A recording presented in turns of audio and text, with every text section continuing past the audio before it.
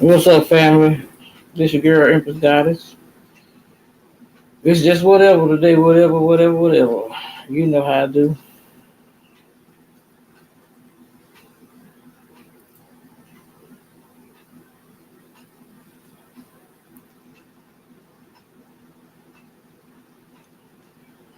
Shit.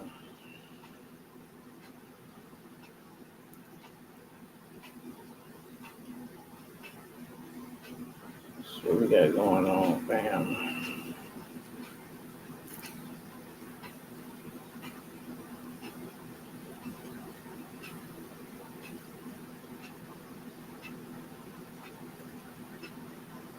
Hey Capricorn, how are you guys? Let's do your reading. So, just wanted to show you this because I thought this was pretty substantial. This is just pre-shuffle, but the first two cards that came out both start with the word spiritual. So we've got spiritual union and then spiritual strength. And this was feeling like that whole pillar, someone's spiritual strength is holding up maybe a union, holding it together, having to carry more of the weight than the other at this time, which is interesting because this Two of Cups typically represents two people who give equally. So, and then the next cards that came out together both had material, which is coin, pentacles, finance. So we've got material harvest and financial and material changes. So this is just pre-shuffle, and we're going to lay out a spread, but what this could indicate is that some sort of big financial changes are happening, and it is there's faith being used. Somebody's faith is holding things together at this time, which is really, really good. But I also saw 9 that got a lot of, there's 9 right there. Oh, there's another 9. Yeah, I had a lot of 9 energy. When if you put these two together, it's 18, which also breaks down to 9. So I get a lot of 9 energy, and 9s are almost at the end. It's like the situation maybe not over, but getting closer, something like that. So anyway, let's go ahead and lay it out. All right, so there you go. I was going to say that. I feel like some new financial clarity, prosperity coming in. Ace of Pentacles, victory after a battle. Okay. Interesting, the Devil. So there's your energy. I mean, that's always a good sign. This is, it could be obsession, but it's being tied to something. It's not a defeat energy. Yeah, see, there you go.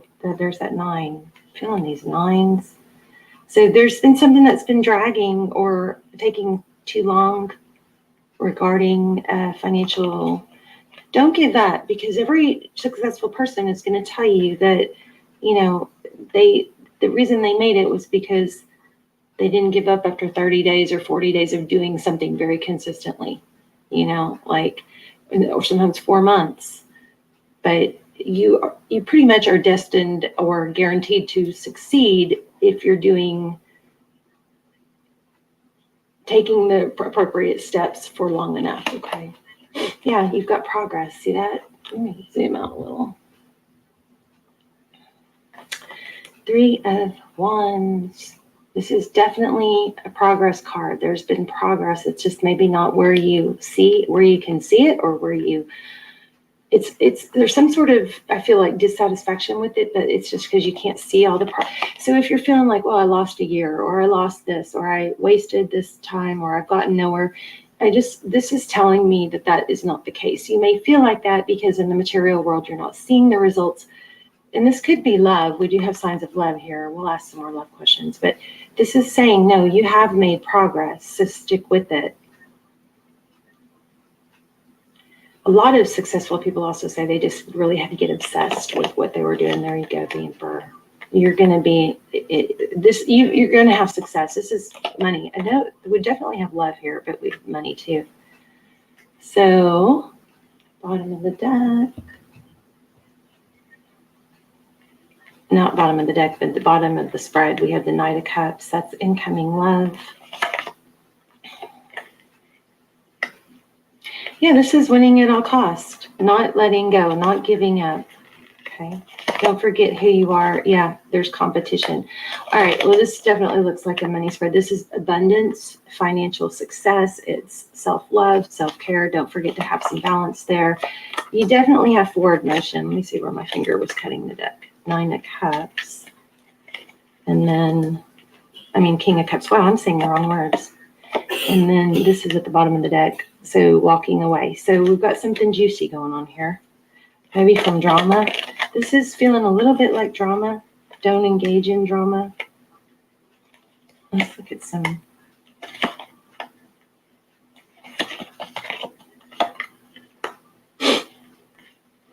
And some clarifiers. So we had the Lovers, making a decision, a life-altering decision. So big changes don't come overnight, right? They take persistence. This is very clear. This Knight of Pentacles is about staying on your path, not giving up when you don't see the results right away. The Knight of Pentacles is my favorite knight because he comes in slow and stable.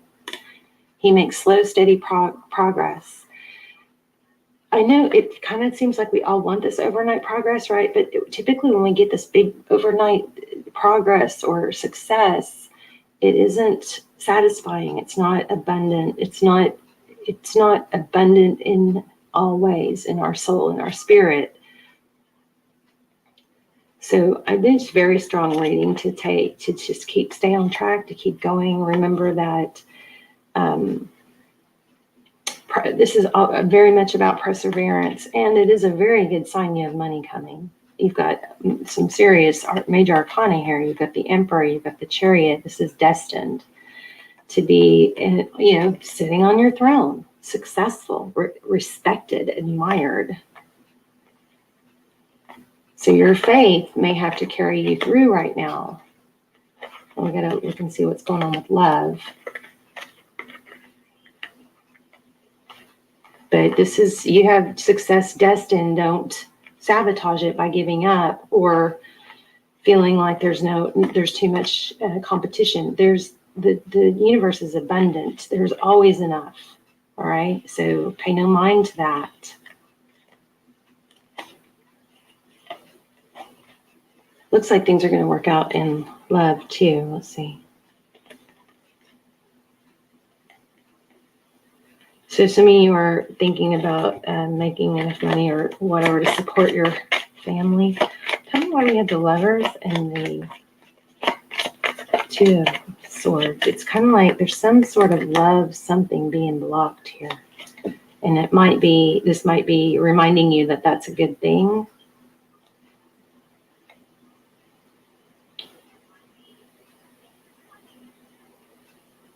This is so strong. What is that?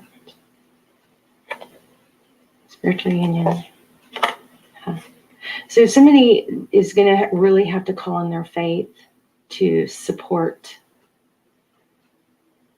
through rough times. Now,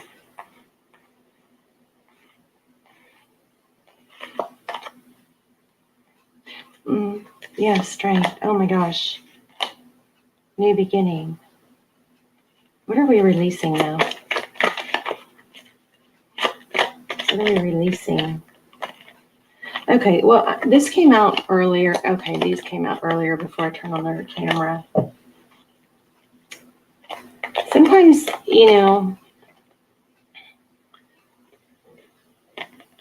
this page is sort of somebody who's curious and wants to know what's going on with something and someone else. But I just want to say this little tiny side note to remind you and me and everyone that sometimes watching and, paying attention to what somebody else is doing is just not even our business, for one, and for two, it's not helpful. So before you do things, ask yourself, is this helpful? Is this contributing to my long-term goal? It might give me that quick rush of, dopamine or satisfaction to see that nothing's good's going on or something like that. But is it contributing to the norm? There's something you got to walk away from. That's what I'm trying to figure out.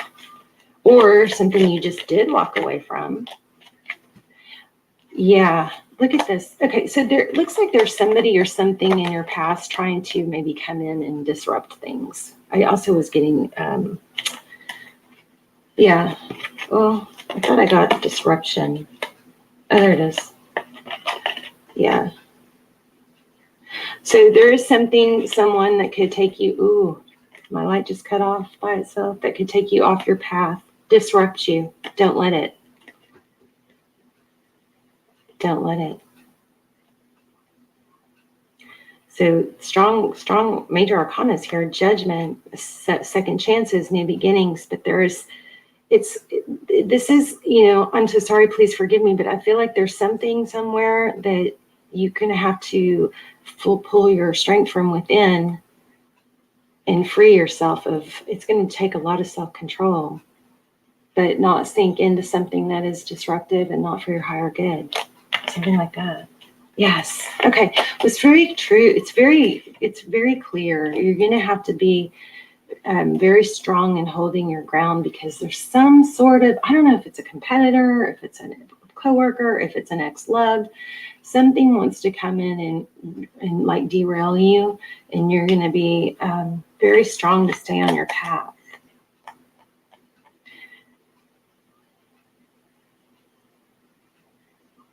Something that's caused a lot of problems in the past, I believe. Let's get an oracle. Let's get an oracle. Ooh. Oh, telling you guys, these freaking cards are so strong right now. Are y'all's energy is, look at this. I am the same as everybody, but with different challenges. I understand that everyone has their own unique path and challenges. So there's maybe somebody that has some envy toward you, or wants to bring you down, or throw you off path, or it could even be that little voice in your head. But this is also screaming, don't compare yourself with others. So this looks like this is your message, not to compare yourself with others. Stay laser focused on your goals, because somebody that has envy, either you or somebody else, this voice in your head, or literal voice, it could be throwing you off. So it says, we are all spirit, we are all the same. It is only roles we have chosen to play here on earth that make us seem different. The biggest lesson you have chosen is to learn to love. There are so many situations in this physical dimension that it is possible to incarnate into, but the core lesson is to look past these illusions and see yourself in everyone. Each soul has chosen its own struggles, and your task is not to judge how someone goes about overcoming those obstacles, but to assist the soul. So this could be that we're caught up on why somebody else is doing things a certain way, and that may be just like a replaying record and letting go of that. Or it's also, for some of you, I feel like this is a negative self voice in your own head about yourself, and that needs to be let go of. Spirit has given you the tools of compassion and empathy to help you see through the eyes of those who appear different. Your ego has taught you that making other people feel insignificant or inferior will allow you to feel better about yourself. So for some, I do think this is somebody else doing this to you. But for some of you, it's you struggling with this yourself, or towards yourself even. It's an illusion. By diminishing others, you diminish yourself. Also, that would go to say, if you diminish your younger self, we all have this higher self, this lower self, this outer self, this inner self, this child self, this wise self, this foolish self. We all have that. But all those parts of us play a role in those emotions that we feel. They play a role, but we have to parent those emotions and remind ourselves, that is not even who I am anymore. If you're getting stuck in things that you've done wrong, or healing, you can parent all those little parts and all those little voices inside you and remind yourself. So it's okay to have all those parts. It's called internal family systems. And I'm not very well versed at it, but it's about parenting all those little people inside you, all those little voices, all those little parts of us that either got stuck in a trauma or being insulted or put down. We have a grown-up part of us now that is grown and can help those wounded little people inside us. So it says, I will treat others as I would like to be treated. Everyone in your life is here to teach you something about yourself. Accept the lesson with love and understanding. Wow. Let me see this envy real quick. You are on a successful path, but I think this has to do with voices in the head trying to derail you, or somebody else coming in that you let that person's thoughts of you or opinion of you derail you. Okay, so you must learn to accept the obstacles in your life that have been chosen by you. To be jealous of the soul path of another, here we go, is to doubt your ability to judge what is best for you. It is human nature to covet the perceived luxuries of someone on a different journey, but to try to emulate him or her is not being true to your own guidance. You've chosen this life and these circumstances for a reason. By discarding that and following in the footsteps of another, you are only setting yourself up for confusion and disappointment. You never truly know what is going on in another person's life and what personal challenges they may face. So to be envious is a fool's game.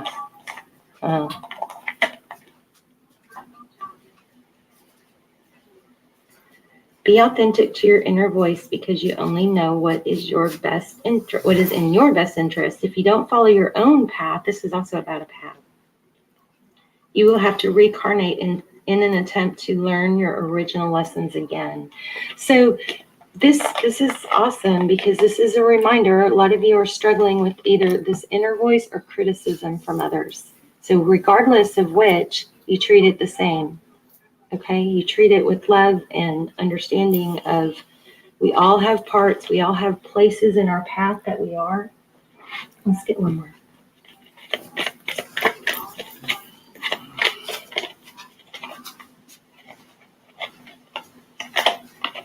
I do feel like there's something, someone, my finger cut the deck right here. I feel like there's something, someone that can derail you. Now, again, it could be the voice in your own head, but see this round and round, and then happy, and time to go. So let's read it. 45. You guys tell me where you're watching from in the comments. Let's get the fun. Please hit like if you haven't already. Let's get these videos back going. Let's see, 169 is the page number. Can you guys hear Callie snoring? Okay. Endings, completion, walking away from something because there is nothing else to learn or experience. So maybe that's causing some frustration too. You're hanging on to something that's really hit its, end point. So you're at the end of a journey and have not yet begun the next. This is the moment to bless your experience thus far. So take stock in what you've learned. It's time to move on to new experiences and a new way of being. There's nothing left for you to do, be, or experience in your present circumstance. Take the risk and move on, even if you need to be in a transition for time. Your destiny is calling you.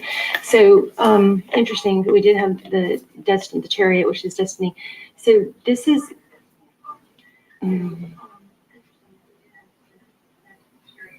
I think you're on right at the verge of this all new thing, but holding on to something keeps getting you derailed. So maybe ask yourself, start writing it down. What is it that's holding me back from just total success? Let's read the happy card.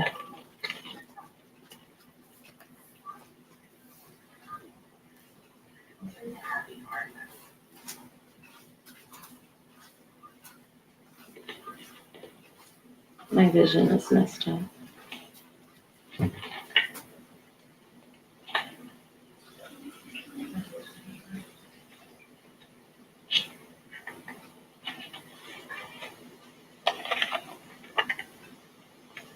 Okay, joy and contentment, a sense of fulfillment. a feeling that all is well. Your desires are effortlessly fulfilled now. Find joy in the present moment, whatever is happening, and be satisfied with things as they are. You're free from the shackles of longing and able to experience the liberation that comes from actually being happy moment to moment, for you have chosen happiness over yearning for it. Now is the time for feeling joy for the sake of joy and experiencing contentment. None of this is because of something outside of yourself. Your happiness is a result of you being at one with Spirit's plan for your life. All is well. The tide is in for now, so enjoy playfully splashing in it. Interesting. All right. Well, let me know how that resonated, because it is a little difficult for me to totally stay on one storyline or out of life and love, exactly what you put into it. So you're tired of the mundane. You know, routine could be fun, but I think you're trying to get out of this mundane, boring energy. Like it's always the same stuff. So you got the Empress in reverse, Nine of Pentacles in reverse, the Strength in reverse, and you got the Ten of Swords in reverse. Yep, like I said, I think what's happening right now, Capricorn, is that I don't think you are as excited as you once were. Like you're losing some type of passion here. You may feel inadequate. You don't feel like you're having some type of self-esteem issue right now. Like you may be feeling something is wrong. Why is the Strength in reverse for Capricorn?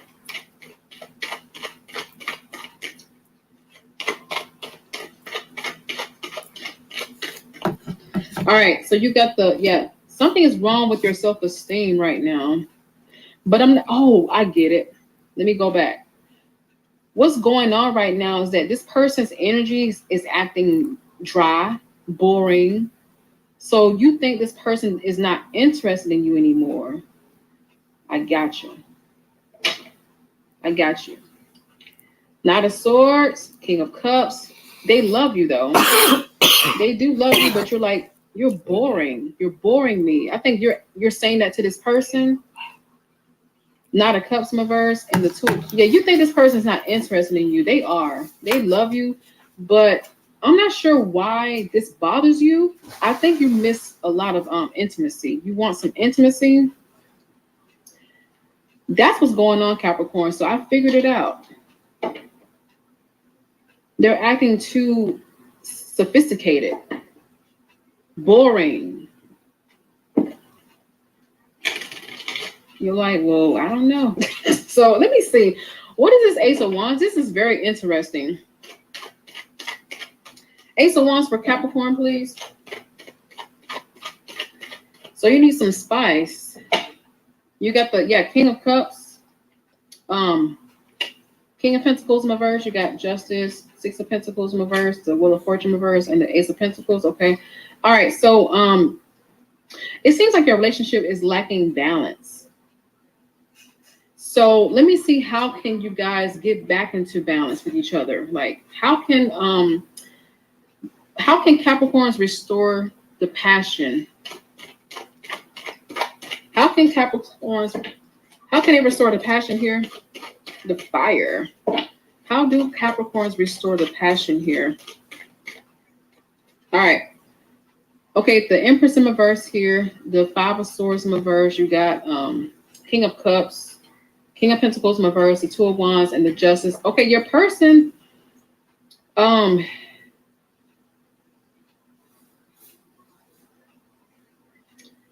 can I explain this? It feels like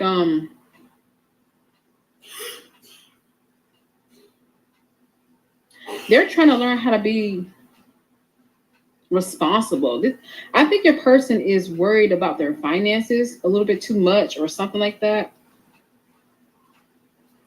Like they're devoted to you. This is someone that is very devoted to you emotionally. But I think the reason why the passion is not there as much is because they could be worried about their money. Your energy, however, may be coming off as insecure, maybe clingy. Not saying that you are, but you could be getting worried. Let's just say that you're getting worried You're like, well, what's going on? But I can guarantee you it's something to do with this person's finances. And it's making them feel inadequate.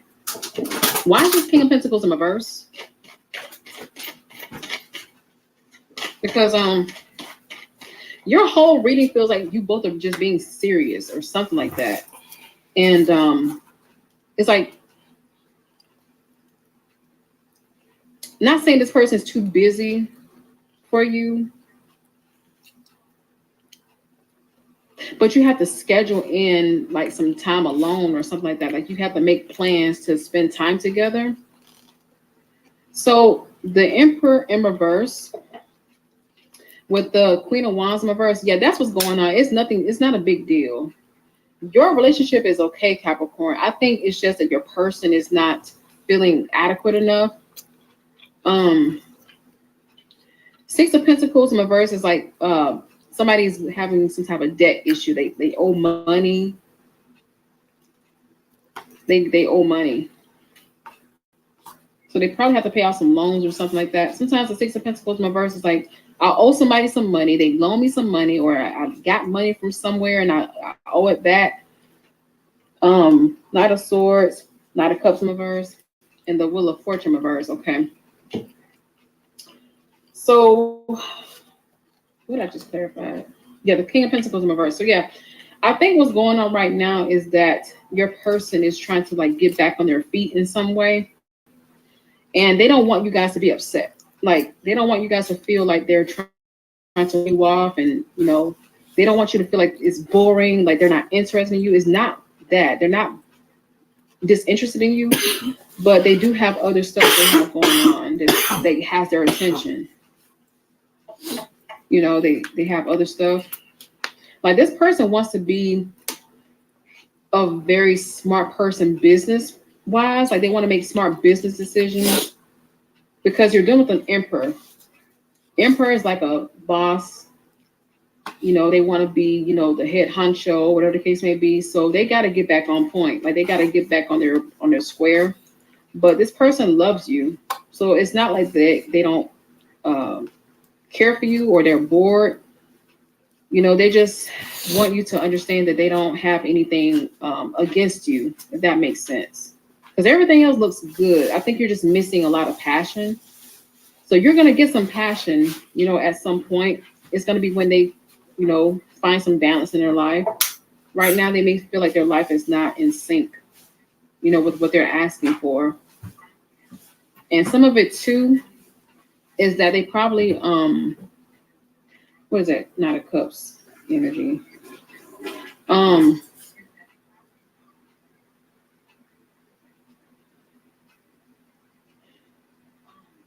It could be that they may be having like a lot of disappointments right now going on in their life that is affecting their relationship with you. So just try not to allow that to get to you. But I do feel like they are disappointed with certain things.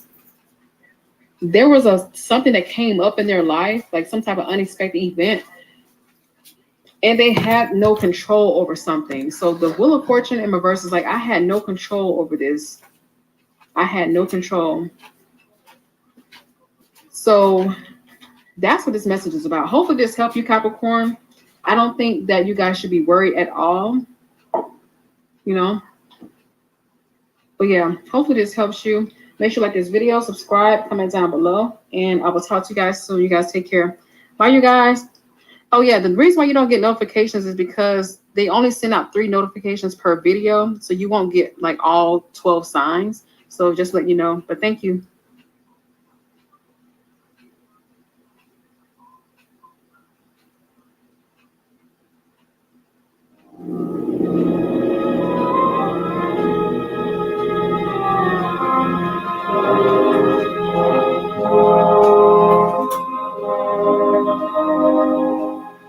If you are a skeptic in matters of astrology, you will probably ask for concrete proof that astrological predictions have actually been made. These old books are the proof of such predictions. In the first place, we have dear old Mother Shipton. She was not very handsome, one of the greatest seeresses of all times. Living in 1450 AD, she actually predicted the discovery of America, the discovery of gold in California, the invention of aeroplanes and submarines,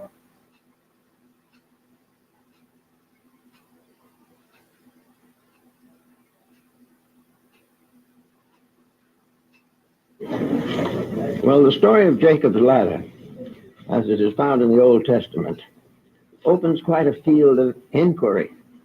We can't really hope to cover all the aspects of it, but we want to bring out a few of the points which have a bearing perhaps upon our own futures. In the first place, science today is completely physical, not only in its attitudes, but in its areas of activity. It assumes that the physical world as we see it, with the attendant celestial phenomena, is the reality. The physical problems are real. Everything else is speculation of some kind.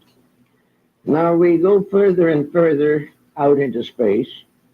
We come in contact with a variety of previously unknown phenomena, but it's all physical. It is all some kind of expansion to be conquered by scientific advancements, by the creation of newer and improved instruments of investigation, and by continual recognition of the scientific method. Without this method, we are seriously handicapped. Now, in anthropology, we are having a little trouble now with method, too, because the Darwinian theory is falling apart, and no one knows what to put in its place. But regardless of what we do, we are working in physical matter, with physical instruments, surrounded by something we don't understand.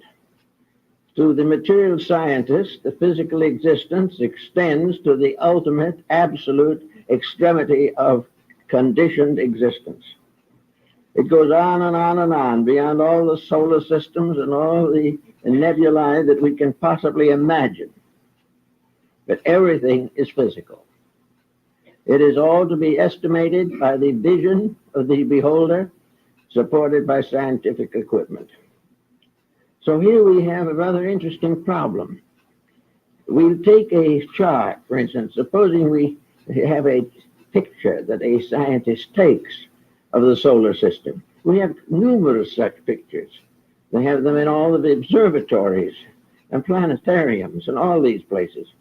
It looks like just a flat map with one circle after another representing the orbits of planets, with various markings to indicate certain fixed stars that are valuable. But all of these markings are on a flat surface. They're in 1 or 2 dimensions at most. And in this 2-dimensional locking of pictographs of various kinds, we get no assurance or insight into what lies beyond. The ancients had one up on us. They recognized that there was something we didn't see, that we couldn't see under normal conditions, and that the visible universe is only a manifestation or a tail end appendage of something infinitely greater. Now, this infinitely greater has up to now defied scientific investigation, although every once in a while somebody lifts a corner of the mystery, takes a quick look, and drops the corner again. We do not know exactly what is out there, but it's becoming more evident that there is something beyond what we can see. If there is something that we can't see, then we are not in the condition to come to final estimations of the world in which we live. If we cannot see beyond the physical, and there is something beyond the physical, it becomes more or less probable that whatever that is that we don't see is the cause of that which we do see. This is an irritating thought, but still you can't completely disregard it. So we come to the idea that the ancients had, and we had ourselves down to the time of Copernicus and Galileo, that the physical universe was only a small part of creation, that the rest of it was just as real, but not within the range of our sensory perceptions under normal conditions. Occasionally, someone with an extra sense brought back information of great interest, but it wasn't possible to settle it down into science because it was another dimension and would not fit into the two-dimensional world of modern physical research. So gradually, there has come about a restoration of certain aspects of ancient learning. We are beginning to recognize that there were many very admirable scholars in ancient times who, if they were not psychic, at least had trained the intellect to the recognition of certain values. Now, to train a mind is very important, but what you train it for is still more important. If you train a mind to see only the visible, that is all that it will see. If we train the mind, however, to believe and to see that which is outside of physical matter, something that is not immediately tangible to the objective sight, then we can perhaps rationalize on a number of important points. And the ancients did a great deal of this rationalization. Without the instruments, we could not function. Without the background of centuries of research, they did some of the most important basic thinking we have in the world of science. Pythagoras with his mathematics and Ptolemy with his astronomy were true great pioneers in the search for the facts about existence. Now, if we take it for granted that the physical world is only a part of something, that it is only the physical manifestation of a vast invisible structure, the thought is not as bewildering as one might think. Even physically, the magnitude of the universe is inconceivable. And if we wish to recognize that it is just more inconceivable than we thought, there will be a certain amount of interest on the matter. Now, in the ancient world, we find a gradual development of a law of analogy. As above, so below. As in the heavens, so on the earth. As in the sky, so in the body of man. As it is in the universe, so it is in the strings of a violin. The colors, the elements, everything we know are in orderly sequences. There is a tremendous series of symbols, each symbolizing not only itself but other things.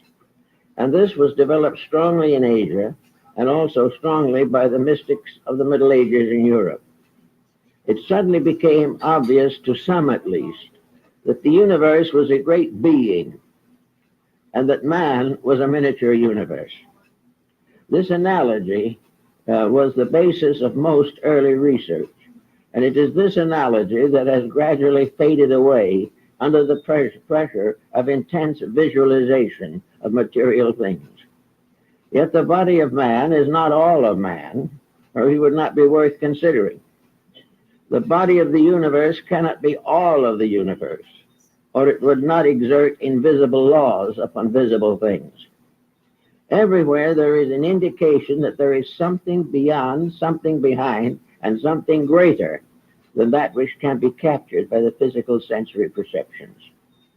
So this brings us now into the story of the ladder. The ladder, of course, is one of the most ancient symbols that we find in the religions of the world. The ladder of Jacob, upon which the angels ascended and descended, is only one of many examples. The same concept as that occurs in the Revelation of John, where we find suddenly the universe stratified into various levels, layers. We remember the night journey of Muhammad to heaven from the rock Moriah, where he goes through the orbits of the 7 planets, and they become the steps of the ladder. We find Ishtar descending through the 7 gates to rescue Amos, the divine in man. We find in the mystics of the Middle Ages, the Rosicrucians, the alchemists, the Kabbalists, always a strange and wonderful story about this septenary mystery of life. We find it even in Homer's Odyssey. We find it in China, in India, in Greece, in Egypt, in Persia. We find it everywhere. this mysterious idea, the layers of which are the steps of a gigantic ladder.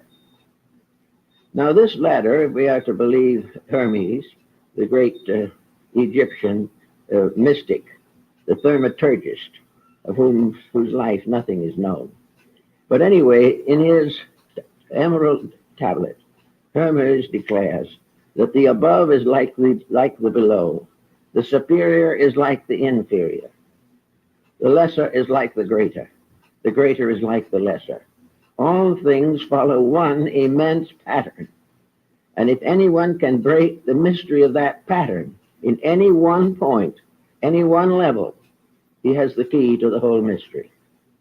So for centuries, men sought this key. Some believe they found it. There are many strange records of such discoveries. But gradually, the majority of human beings became discouraged, disillusioned, locked within the band of sensory materialism. They gradually came, in the end, to a blind mystery. They could go so far and no further.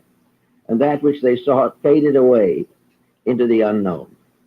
So to save themselves from the continual frustration on this level, most thinkers have finally decided to accept the physical universe as the great mystery and spend the ages now and to come trying to solve step by step the chemistry, the mathematics, the electronics of the universe. Now, in this particular point, we have two very great texts to work with. We have a realization of this in the complete miniature of life, which we call the human being. It has always been held in mysticism that the human being was a miniature of life, that anyone who could completely solve man could solve all other things. But at the moment, no one really seems to be that interested in solving man. The great purpose today is to fit man into the economic empire which we have created in this world. It is not what a man is that counts now. It's what he's worth by the hour. It is not really an effort to unfold the mystery of the internal of the human being, but merely to find remedies for his external ailments and to do what we could to extend his material existence. All of these things were secondary, but they became primary as individuals were disappointed one after another when they tried to explore the invisible causes of life. But in the philosophies of most nations, there has been this recognition that the solar system, the human body, and space itself are identical in law, identical in principles, differing only in magnitudes, and that we can explore them a little more carefully if we so desire. The Ptolemaic system of astronomy gradually verged into astrology, because astronomy had to do with what you did in this world, but very often it was inadequate. Astrology was not capable of solving the mysteries of human destiny. It could only proclaim them, or occasionally make a dramatic interpretation of some event. But actually, the astrology of the ancients was a form of psychology. As astronomy is a science, so astrology was a psychological philosophy. It had to do not with the visible forms of the solar system, but with principles, mathematically, scientifically, and hieroglyphically set forth. These researches, particularly those of Ptolemy of Alexandria, probably one of the first greatest astronomers, these researches were not primarily intended for prognostics. They were an effort to find out how the universe functioned, where all things come from, why and where they are going. And in order to do this, a new concept of the universe was gradually brought into existence. There is a very fine example of this concept in the Nuremberg Chronicle of 1498. This was the first encyclopedia and the first book of general knowledge. And the very beginning of it is this picture of the universe as it was to these people mingling what they knew of science, but what was not yet scientific, and therefore got themselves labeled as superstitious fools by the more accurate modern researchers. So all the work of these older ones has been more or less downgraded simply because it is assumed that they had not sense enough to be materialists, and that the materialism was the final proof of intelligence. Well, we're in a little bit of a bind right now on this point. We're not at all sure today that materialism is the solution of anything. It only seems to complicate things until no one can solve them. But now we go to the picture of the universe, as it was in the Nuremberg Chronicle and in early editions of astrological works which preceded Kepler and Tycho Brahe. And we find what? We find a series that looks like of interrelating circles, looking very much like the rings of a target. These rings were concentric, and in ancient times, the Earth was placed in the center. And around the Earth, in rings, were the orbits of the 7 planets of that time, of which only 5 were actual planets. The Chinese had somewhat similar designs, but preferred to use squares and triangles. But this target-like solar system was the Placidian system of ancient days. It began on the face of the Earth, and a ladder ascended from the surface of the Earth to the extremity of the solar system, which to these people was the planet of Saturn. Above Saturn, they had the Empyrean, bordered on the inner hat, the world of the heavenly realms and regions, the abodes of deity. Therefore, there were these 7 rings, concentric circles, ascending in order from the face of the Earth, through the orbits of the Moon, and then Mercury, then Venus, then the Sun, then Mars, then Jupiter, and finally Saturn. This was the target-like design, which was hundreds of years completely satisfied the needs of a world devoted to inward growth rather than to scientific complications. Now, this target-like device, with its various rings, inspired a number of useful discoveries. Apparently, it impelled Pythagoras to discover the octave, or the mystery of musical harmony. It permitted him also to discover the principal chords, and by stretching a thread or cord from the face of the Earth to the upper end of the orbit of Saturn, he created a cosmic musical instrument. This has been reproduced in design and with diagrams of many values by Robert Flood, the English Rosicrucian of the 17th century. Also, Flood then took this design and laid it on the human body and came to the conclusion that the 7-fold division of Pythagoras was equally applicable to the physical structure of the human being, not only his composition, but his actual physical body. Little by little, therefore, this septenary system took over as a means of discovering the essential pattern behind life, to find out, if possible, what was good and what was evil, what was real, what was unreal, what was honorable, what was false. All these things were involved in the 7 deadly sins, the 7 cardinal virtues, one of which in each case was attributed to the planets. So they made a kind of moral universe by bringing all the moralities of life into the planetary structure. They also divided it into areas for continents. They divided the oceans from the land.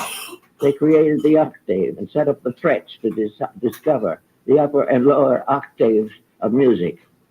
They created a scale of sound, a palette of 7 colors. They developed all types of septenaries, and these septenaries are still more or less valuable. They knew the 7 senses. They also knew the 7 psychic powers of the human being. Everything was developed from a grand diagram.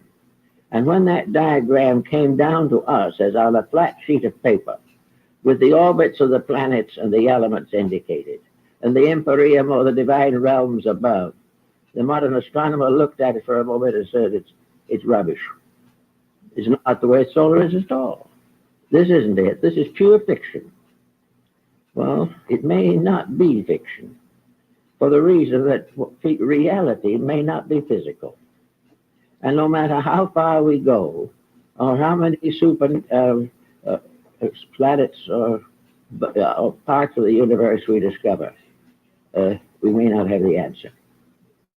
So instead of ridiculing this old idea, some have taken it and created from it formulas for the reconstruction of life. Now, we know that the ancient mysteries were the sacred institutions of knowledge.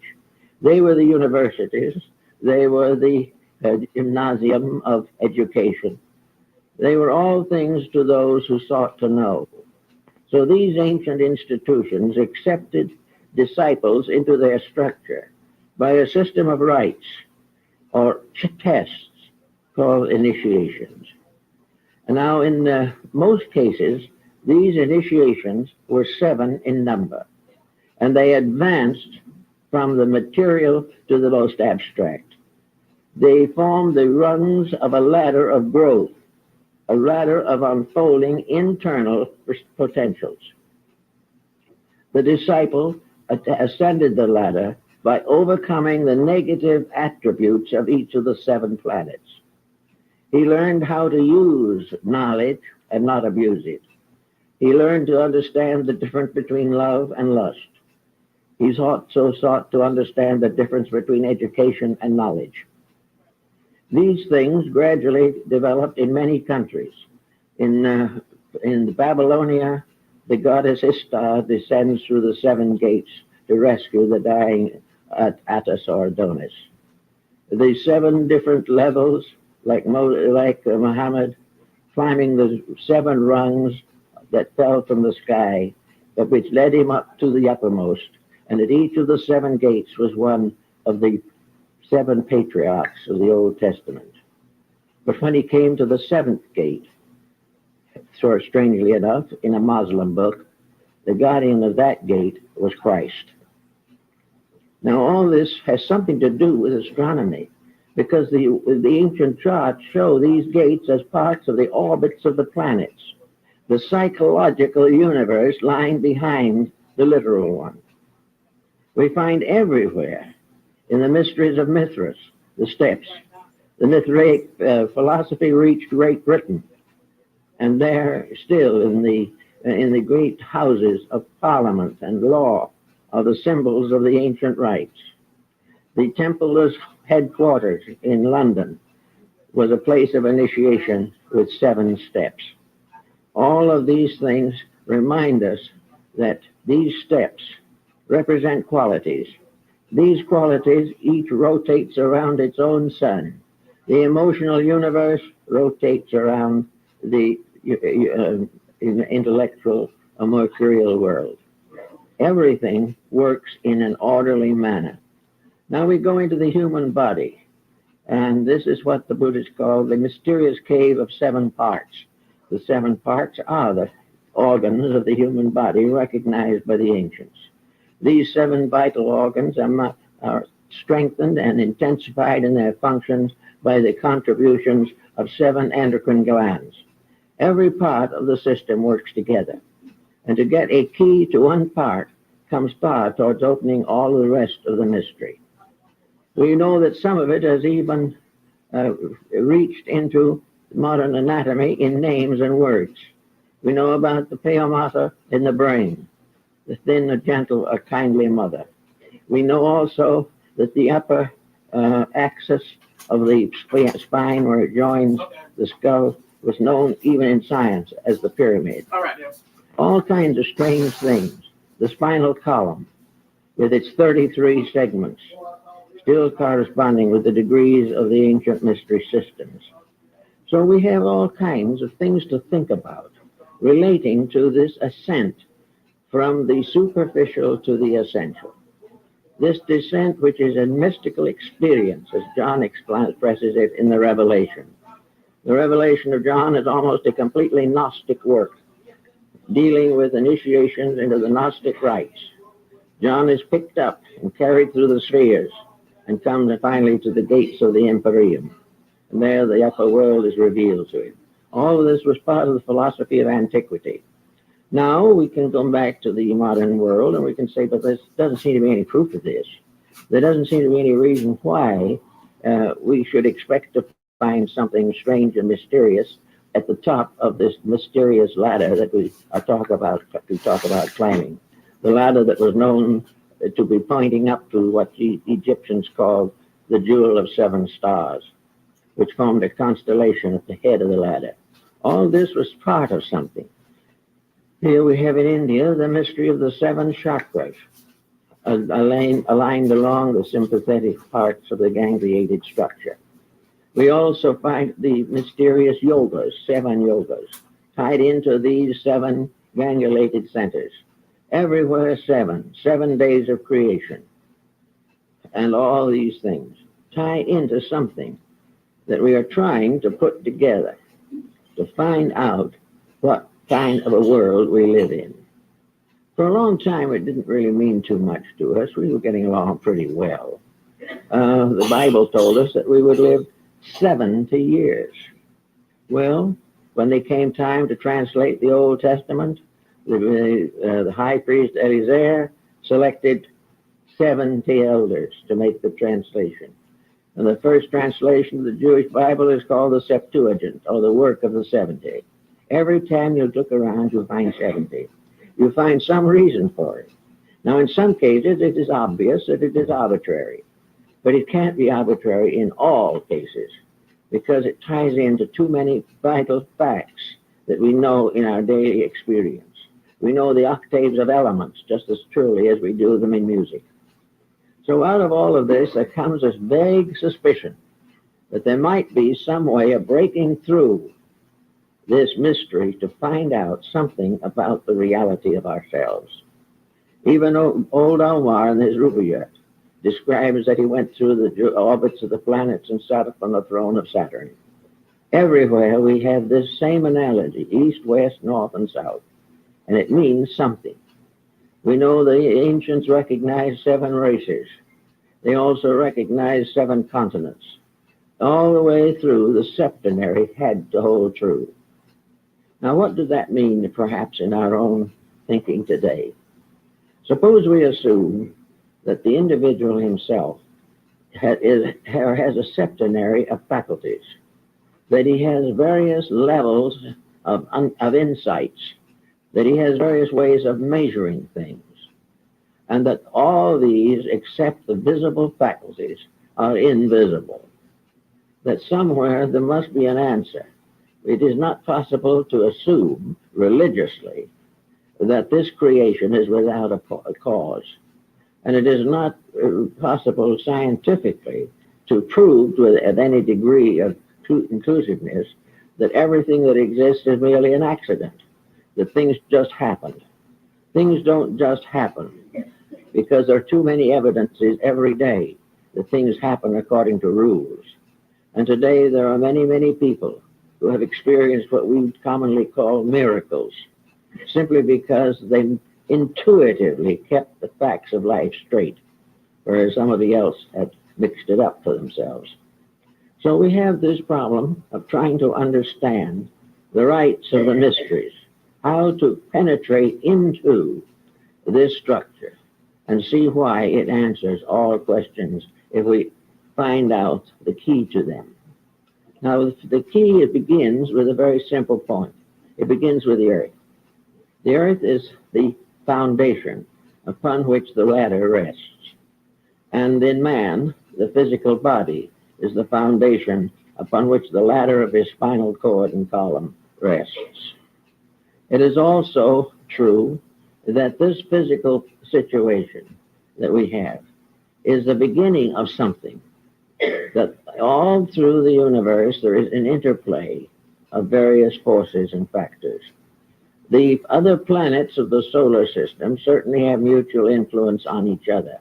Therefore, the whole universe is one tightly tied bundle of processes. There is nothing accidental, incidental, are unimportant in this process. It is a complete integration of purposes. Now, for man, what is the purpose? Why is he settled here?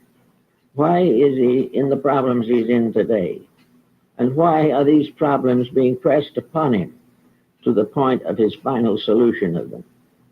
The answer is that man is here, like everything else in the universe, to grow. There is a purpose for him. The life of man is not merely a brief interlude between the cradle and the grave. The individual, by being born, living, and finally cast off this body, is not merely an accident of nature. It is not simply something that happens. And this is equally true when you study the cross-section of the eye of a fly. A magnificent mathematical pattern. That pattern is not an accident. Procreation is not an accident. Growth, maturity, the release of all kinds of attitudes and processes in our own thinking, these are not all accidents. The main problem, the greatest cause of accidents probably that we have, is that we have been gradually trained to ignore the testimonies that would lead us in the direction of truth. We are trained to be materialistic. If we do not believe that life is a vast futility, we are out of harmony with contemporary thinking. All other idealists are therefore merely dreamers, hoping, fearing, wondering. But the facts are that the physical universe alone is real. I hope you will today, This is no longer tenable. We can't do it and face the national problems we have. Oh, yeah. We cannot understand Get the late start reason today. for ourselves until we discover that there is a reason for everything. That's right. We cannot solve the problems of government until we fit them into the great septenary pattern of existence. The final 7 laws that govern life must be adapted to the 7 rules which govern a nation or a community or finally the individual himself. All these things are part of an inflexible design. To ignore it is simply to suffer. It could give us answers, but if we do not search for those answers, we are simply victims of what we like to call accidents. There are no accidents. That's right. Everything has some reason for it. Yep. Something has happened. I say it to all the make it time. No such necessary. thing as a coincidence. Now, this is what the ancient Hindus call the wheel of necessity. That we are all on a cyclic pattern of needs, of things we have to learn and things we have to do. And there is no graduation from this school until we do what we ought to do and find out the answers to the things that we must know. Otherwise, we are always going to fall short of that which is necessary to release us from the painful cycle of necessity. Necessity has only one solution, one remedy, and that is to accomplish that which is necessary. Once we keep fact with necessity, all other things will come into order. Now, today in world affairs, there are necessities. These we are carefully ignoring because they interfere with our personal objectives. And yet we are going along, breaking rules and suffering, and blaming it all upon the fact that there are no rules, that everything is just a long trail of accidents, and that we will sometime join the past with its 7,000 years. Actually, we have to begin to think of a lawful universe. Now, if a lawful universe exists, its laws must be susceptible of discovery. It must be possible to solve things if the universe has patterns that require solution and demand solution. Nothing is impossible as long as we become aware of what we are trying to accomplish. And if we accomplish correctly, a great many of our problems become minimal. And most of the things we worry about today, crime, poverty, narcotics addiction, alcoholism, all these things will cease if the individual becomes aware of the rules of life. Now, of course, we make laws physically to inhibit crime, to limit or restrict disasters and disorders. But these laws are not laws we love. They do not arise from realities. They arise from legislation and are frequently modified to the benefit of the executives. We are not actually ruled by laws that are primarily solutional to our needs. We are following laws that legislators hope will help us to keep the peace without understanding why there is no peace and will not be until things change and become lawful. Now, the ancients left us a great diagram of lawfulness. They gave us a wonderful hint. Lord Bacon advanced this, that by assuming definitely that there was a universal intelligence at the source of all things, yet he held some reputation as a scientist, and he proved conclusively that an individual could work definitely and deeply with physics, mathematics, chemistry, and other sciences, and still be a good child of the Church of England. The actual answers that we need do not interfere with our effectiveness. They simply make this effectiveness real and permanent. They contribute to the solution of things for which we are all seeking some kind of useful answers. So here we are with a universe so built that it is capable of being understood. And we are here to make what some of the ancient peoples called a pilgrimage. Now, the pilgrimage is an ascent through the rungs of the ladder. A pilgrimage is a pattern of growth. It is a pattern of realities. And in Japan and China, the Buddhists make pilgrimages.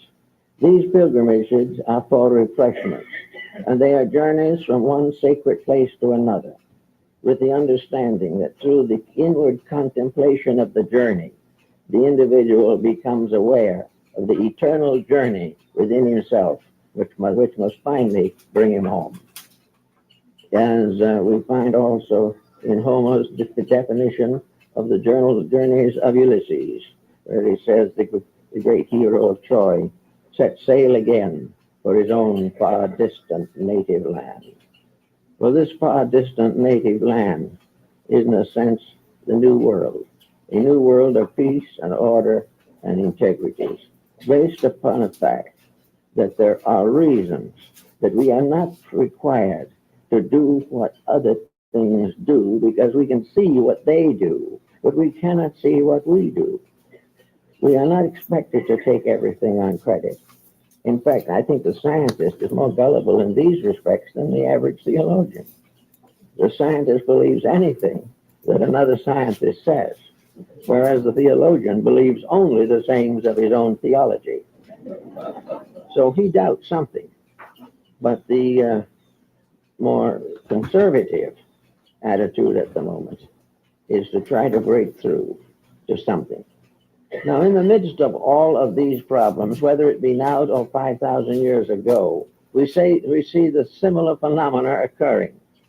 Out of the crisis, out of the strife, out of the stress, the pain, the suffering, the war, the plagues, the massacre, the tyrannies, all out of all of these things comes a kind of longing, a yearning in the human heart for peace, a great desire to understand why we are suffering, and to find some way of curing this suffering.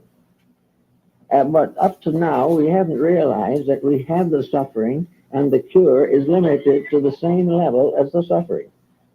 We have to chart by which we know we suffer, but the chart of remedies is based upon the same chronology. We are working on one level to have the problem and cure it at the same time. Now, in the old ways of thinking, you couldn't do it that way.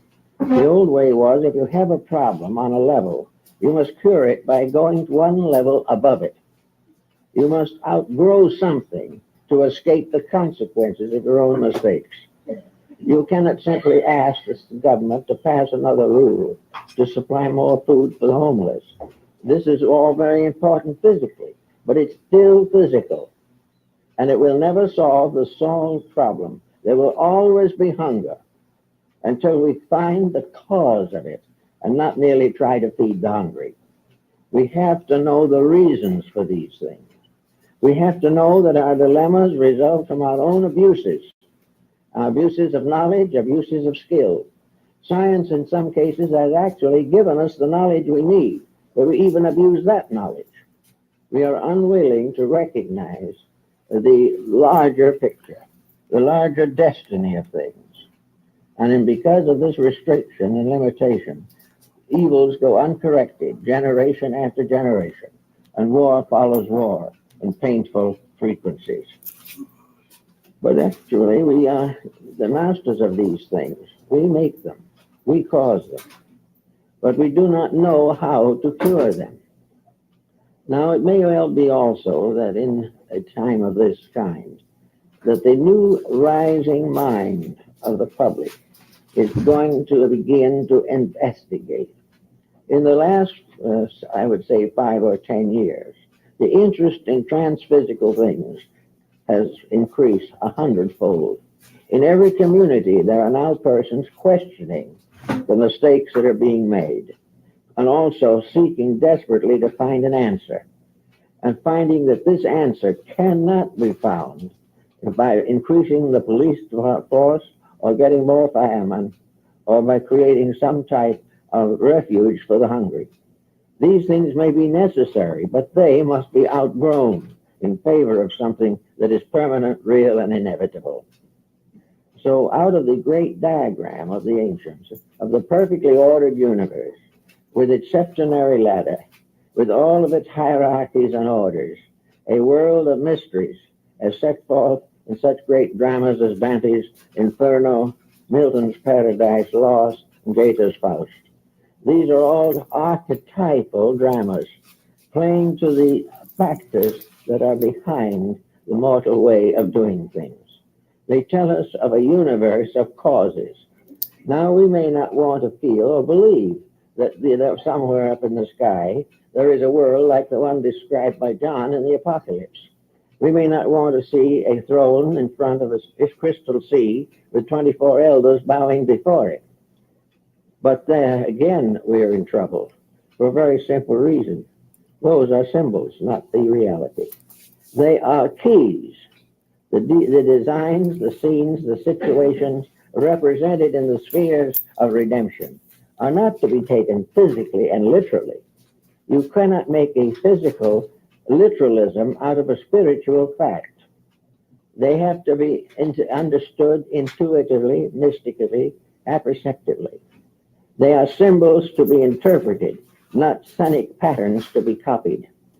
And just as these various moral fables are played out in cosmic mysteries, so the individual is expected to have the insight to realize that they are all parts of his own nature, which he is seeking to develop, and of limitations which he is seeking to overcome. So we get gradually to one concept, which I think is very important basically, and that is that there is a pattern, that this pattern is unchanging, that this pattern will not know the 20th century from the 50th. This pattern is the same group of rules. As individuals evolve, they will move from one level of these rules to another. But no individual will ever be allowed to function indefinitely in variance with rules. He has to finally accept them. And by accepting them, vanquish them. By overcoming them, perfecting himself by means of these rules. Now, in those of you who have ever been in a Muslim mosque will realize that in the courtyard of the mosque there is always a pool of water. This pool of water, like the Jewish mystery of the bowl on the shoulders of the 12 oxen, this bowl or this pond is a symbol of purification, with purification. The highest physical aspect of existence is the purification of physical life. Purification means the removal from that life of everything that is contrary to life, and anything that is a cause of death, sickness, or destruction. To cleanse means to outgrow those defects which impair the person and endanger his world. So the first step always, represented in this case by the moon, is purification, the lowest rung of the ladder. All things must become clean. Clean inwardly, clean morally, clean and simple and honest in their dealings with each other. Purity in this case means overcoming ulterior motives, overcoming all of the negative criticisms and evil thoughts which offend the law as well as our neighbor, and also to realize that this is the first step and that no one can take the second step until he passes the first one. So the search inwardly for the mystery of the seven-rung ladder has to begin with the individual bringing his material, physical life into order. Smarter people like to jump right past that and go on to something better. But unless it is conquered, there is no receptivity to something better. The individual who has not corrected his faults will not be happy by lifting them to another level. He will keep right on having his faults. So the first step or the first rung of the ladder was purification. It was the process of bringing the life into harmony with natural law. It was to make the world a natural garden, as it was intended to be, in which all things lived together in peace, and everything was mutually supporting all other things.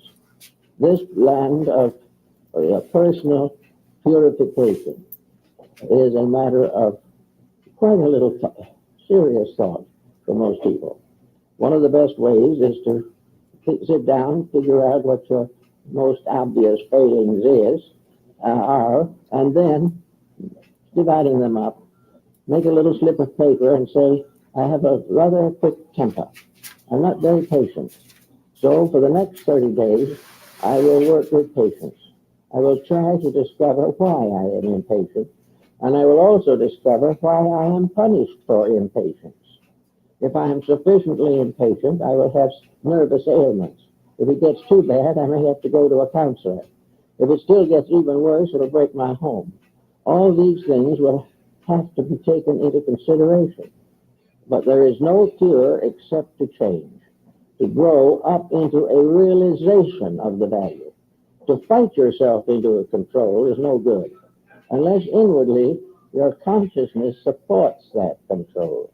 It is of no value to you or anything that you are doing. There's no way of getting away except by correcting the fault. Correcting it because we want to grow, not because the fault is a delightful thing we would like to enjoy whenever the occasion arises. When someone offends us, we want to be offended, and we want to show it. So then there are two offenses, one by the other person and one by ourselves. They're in trouble for what they have done, and we are in trouble because we have been unable to maintain our own integrity in the presence of pressure. So all the way along, we take the physical things first. Now, the physical things are laws, society. The physical things are marriage and home and family and parents and business. All these things have got to be redeemed. That is, they've got to be straightened out. It doesn't mean that we have to give up everything and become wanderers in the desert. It means that we have to try to use things and not abuse them, trying to find out how to be the greater good to all concerned for the growth and unfoldment of internal faculties. So this goes on until the person can really honestly say that he is no longer hating anything or anyone, that he is no longer out to cheat somebody, that he has no longer the determination to commit a crime against society because of his own personal dissatisfactions. If he gradually understands, then comes the point. To understand, he must begin to learn. He must begin to be aware that there are laws. He has to recognize that he is not making a reformation of himself simply because of something he doesn't understand. The physical solution to it is health. If it is bad for his health, then it's wrong. If it is bad for his associations, if it breaks up the normal experiences of living, if it puts penalties upon others that they do not need, then it is not good. But he has to find out for himself how to improve this situation. Now, as he gets a little further along, he comes again onto a new rung of the ladder. And this rung is supposedly governed by the god Mercury. And Mercury is communication. Mercury is also intelligence. Now, Mercury is not philosophy. Mercury is the kind of intelligence that we get in the public school system. Mercury is the training of the mind for the purpose of adjustment with circumstances and conditions. So we come now to the second rung of the ladder, and that is education. Education must become the source of certainties for us. Education must help us to have strength to make the changes that we need to make in order to accomplish the goals which we are presumed to accomplish. Therefore, education must lead us to idealism and not to materialism. Education must help us to understand the divine plan for things and not accept as inevitable human mistakes. We have to use education to find out what is worth knowing, how to find out what does the most to help us to be constructive, useful people. The mind gives us certain faculties upon which we can build and by which we can grow. But we have to, in all ways, find the inspiration, the integrities to make these adjustments useful and permanent in our lives. After we decide how to be educated, then we have to find out how to use education. An education that uses only our physical faculties for the maintenance of our physical securities is not adequate. Education must make us citizens of the whole great wheel of life. It must cause us to become potential citizens of a universal world, a world that extends beyond the stars. We should recognize ourselves as parts of a vast plan and not as poor, suffering individuals deserted by everything, including time. This is the second type of thought. Just me, Miss Pam. When you see that in the yellow, that's me when I be typing, responding back to people in the chat. Then we come to the rulership of the third rung of the ladder, which is Venus. Now, Venus is emotional maturity. It is the revelation of the emotional beauty factor. It governs affection, it governs beauty, it governs all of those impulses which arise from the sublimities of existence. It is also a sincere affair. The great keynote of Venus is sincerity, that all emotions must be true, must be real, must be right, that all emotions must lead the individual to a higher degree of insight and, if necessary or possible, impel others to self-improvement. In other words, the satisfaction of affections is the proper use of our feelings of unity, of responsibility, and of all those natural relationships which are part of our third step of initiation, so to say. In other words, we have to cleanse the inside of the emotional cup. We have to purify our lives. We do not become ascetics. We do not become monastics.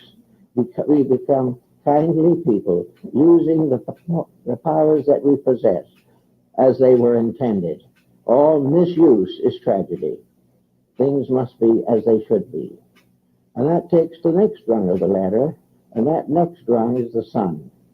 Of course, the ancients considered the sun to be a planet. This was not true, but for their analogy of the purpose they were working with, it was suitable until other planets were discovered. And the sun, therefore, comes to be the life giver. The sun is the contribution of each individual to the eternal growth of things. It is the problem of bringing life and light to others. It is service. It is protection. It is the necessary sacrifice of self-interest for the good of all things. The Egyptian pharaoh Akhenaten worshipped or venerated the divine power in the form of a sunball. Each of the rays of the sun ending in a human hand, these hands intended to lift up the holy, lift up the sad, lift up the imperfect, and to rescue all life from the restrictions of ambition and things of this nature.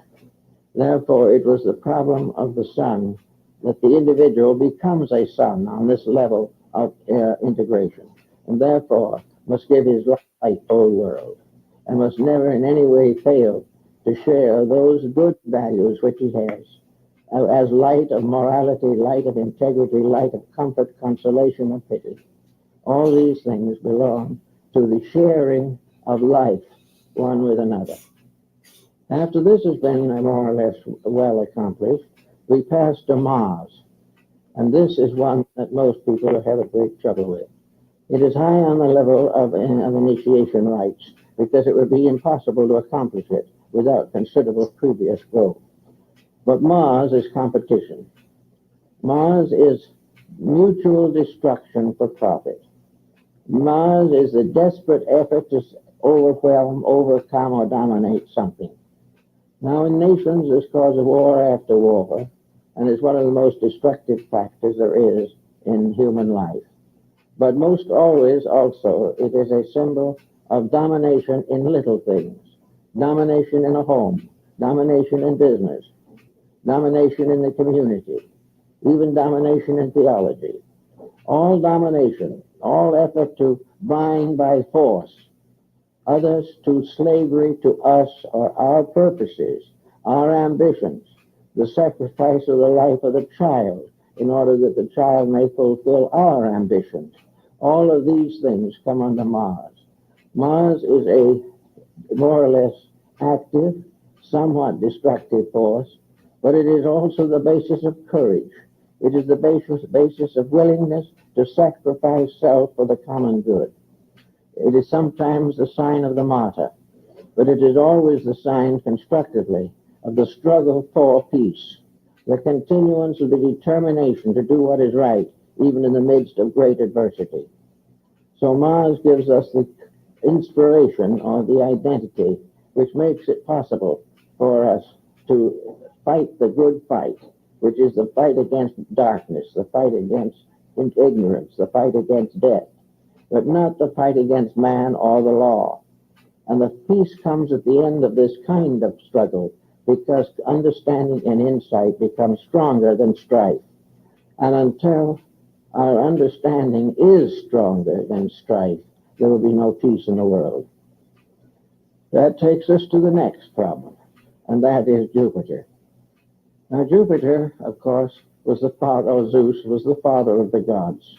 Zeus has come down to us in our thinking as the symbol of great intellectual maturity. Zeus is judgment. It is also the basis of all higher philosophical dedications. Zeus is the righteous ruler, but Zeus is also a symbol of that ruler which is the part of ourselves. Gradually, we have gotten ourselves away from the domination of faculties, sensory perceptions, and the lower parts of consciousness. We come finally to Jupiter. Jupiter is the symbol of a strange kind of majority. Jupiter is the worldly wise. It knows all things that are necessary to know, except that it will never be able to solve the mystery of itself. Jupiter, therefore, is a wisdom in which worldly wisdom has been blended with divine wisdom. And if this blending is proper and complete, then Jupiter becomes a symbol of the philosophic elect. A philosophical person is not one who knows more than his neighbor, but one who lives better than his neighbor and helps, if possible, to bring his neighbor into peace. Now, Jupiter also points out that there will always be leadership of some kind in this world, that no matter what we do, no time will come when everyone is exactly the same. And in the interim by which we must climb this ladder, there will be many times in which leadership becomes important. And therefore, a great problem arises in the name of the Jupiterian leadership. The Jupiterian leader, no matter how much power it has, will never abuse that power in any way. The Jupiterian leader will never fail to work, first of all, for the good of the led, for those he leads. The Jupiterian leader also has a deep religious insight. No good leader can be an atheist. He cannot hope to solve the people's problems unless in his own heart he has blended the intellect and the spiritual faculties of the human constitution. The leader must therefore be enlightened, and an enlightened leader is one above any action which is not honorable. The leader responsibility is heavy, and instead of using leadership as a symbol of opportunity to exploit, really leadership is the privilege of service. It is the privilege of doing things for other people to make life better for them and for the world in which they live. The unselfish leadership is the highest aspect, and therefore becomes the sixth level of the cycle. And then comes the last, Saturn. And Saturn was the ancient father who devoured all his own sons. It was a very interesting legendary behind Saturn. Saturn is a symbol of a very deep composure. Saturn is the final statement of a maturity blending inside spiritual enlightenment with material adjustments. Saturn is therefore the symbol of that balance which, when achieved, makes the individual almost indestructible. Saturn is that which has no longer any breakage with law. It has no longer any conflict with realities. Therefore, in the more common feelings of astrology, Saturn is the restorer of long life. This means simply that it has reached the point where it does not cause short life to itself. It has kept the rules. It has made the dedications. It has the profound attitudes and yet the simplicity and directness of revelation. So Saturn represents the truly wise person, the philosophic elect, the sage, the person who has lived the life and has now become the teacher of others. It is the religious symbol of leadership. It is the power to become the good shepherd and carry forward the labors of sharing wisdom. It is from the Saturn level that the great leaders of peoples should be chosen. Leaders who would be incapable of leading a people into war. A leader that would be incapable of permitting discord and dissension of an unreasonable nature from arising within his empire. So that the one who would be the greatest among us must be the servant of all, and that is the position of Saturn. All greatness is service. All elevation is for the service of those who must obey the laws of leadership. So there can be no mistake, no fallacies, no corruptions possible in this pattern of things. Now, if the individual has followed this line through, he then comes, as the Egyptian mysteries showed, and the Eleusinian and the Vatican Osirian mysteries, he comes into the presence of the Great One. In this sense, in Egypt, we follow very closely the story in the Apocalypse of John. So we come to the great figure walking among the candlesticks, carrying the stars. This is a symbol of that which is above these limitations.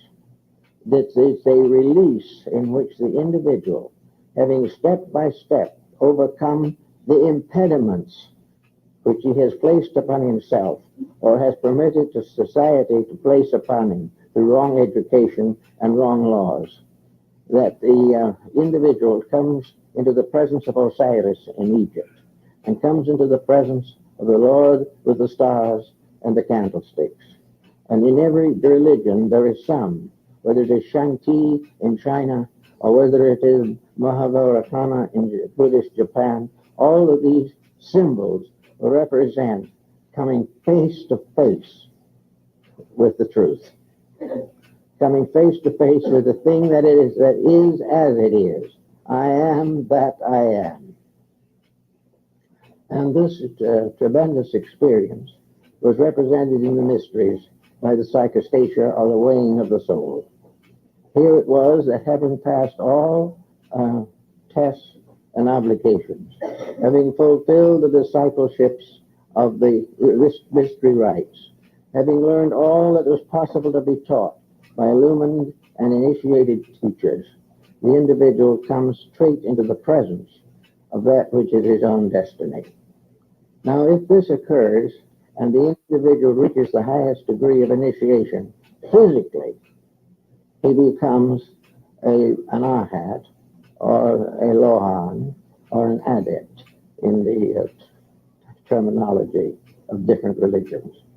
He then becomes one who knows.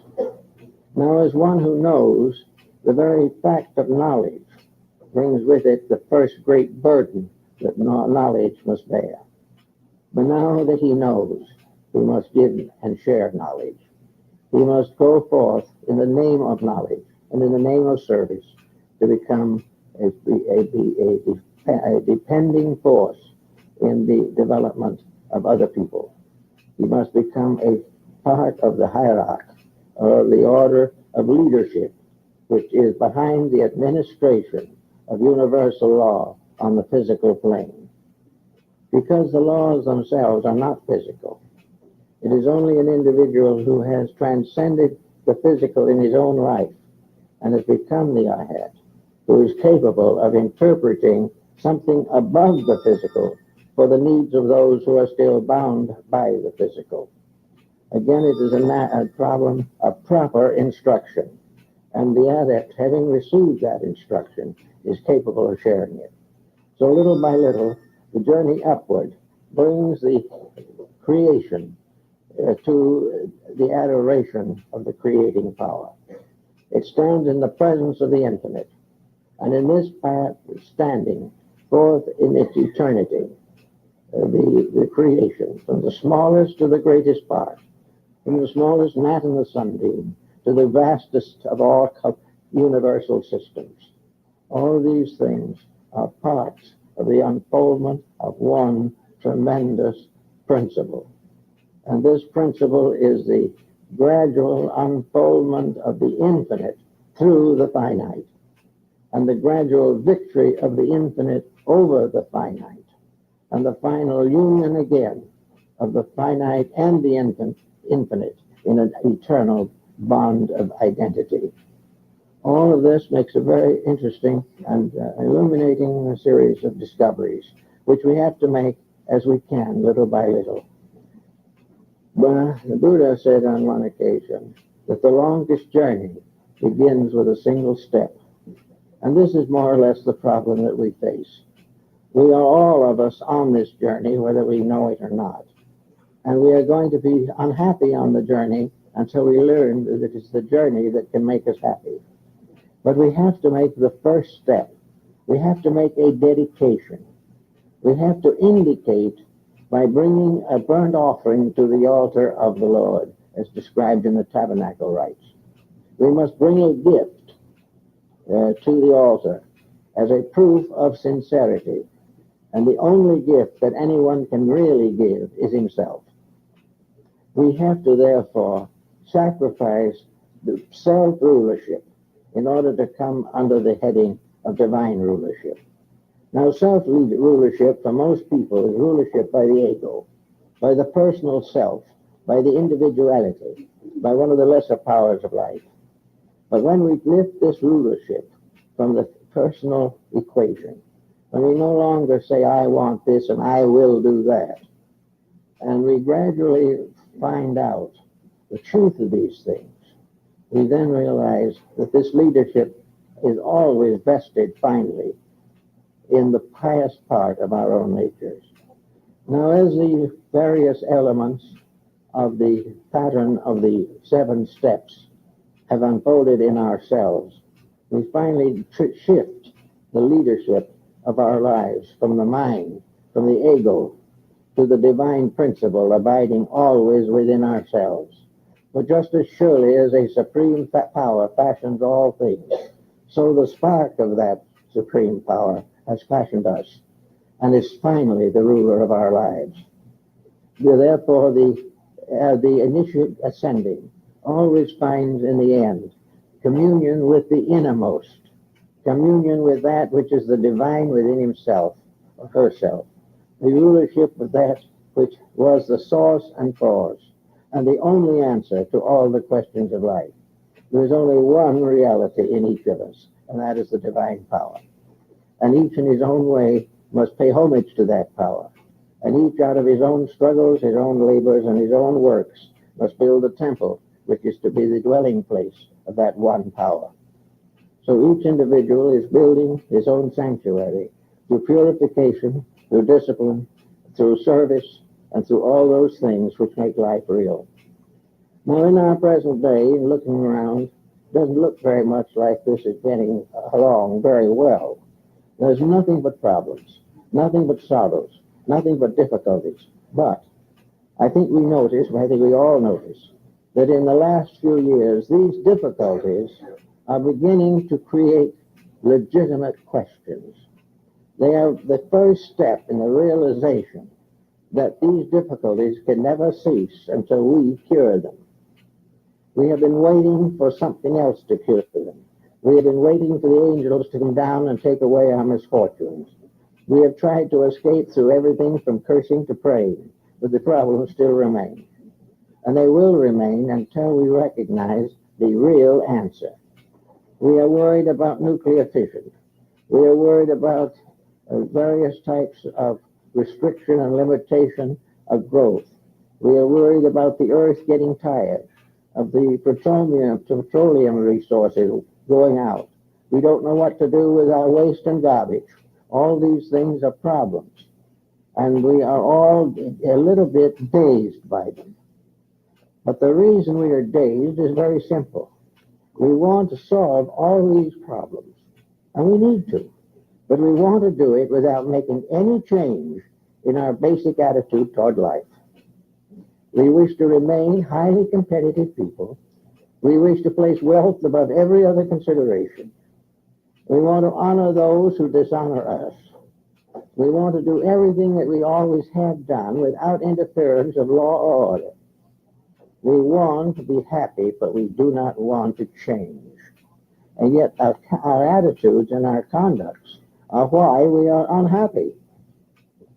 Now, there's supposed to be some kind of a scientific discovery coming along that will solve all this.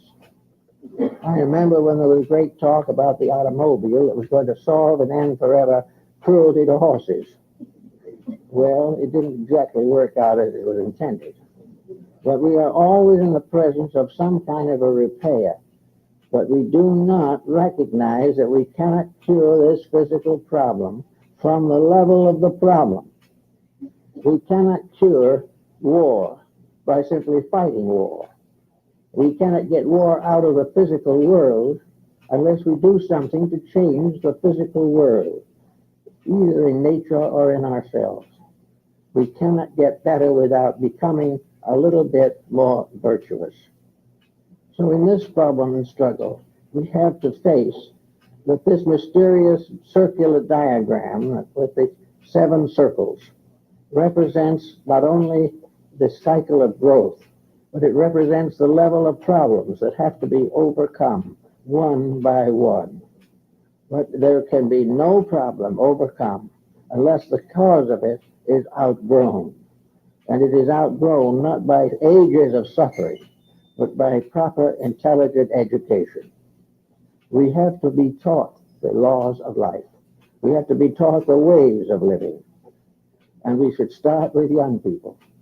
Our ancestors, with a simple faith in God, and with children who obeyed, in principle at least, the simple ways of their ancestors, the problem was not very serious.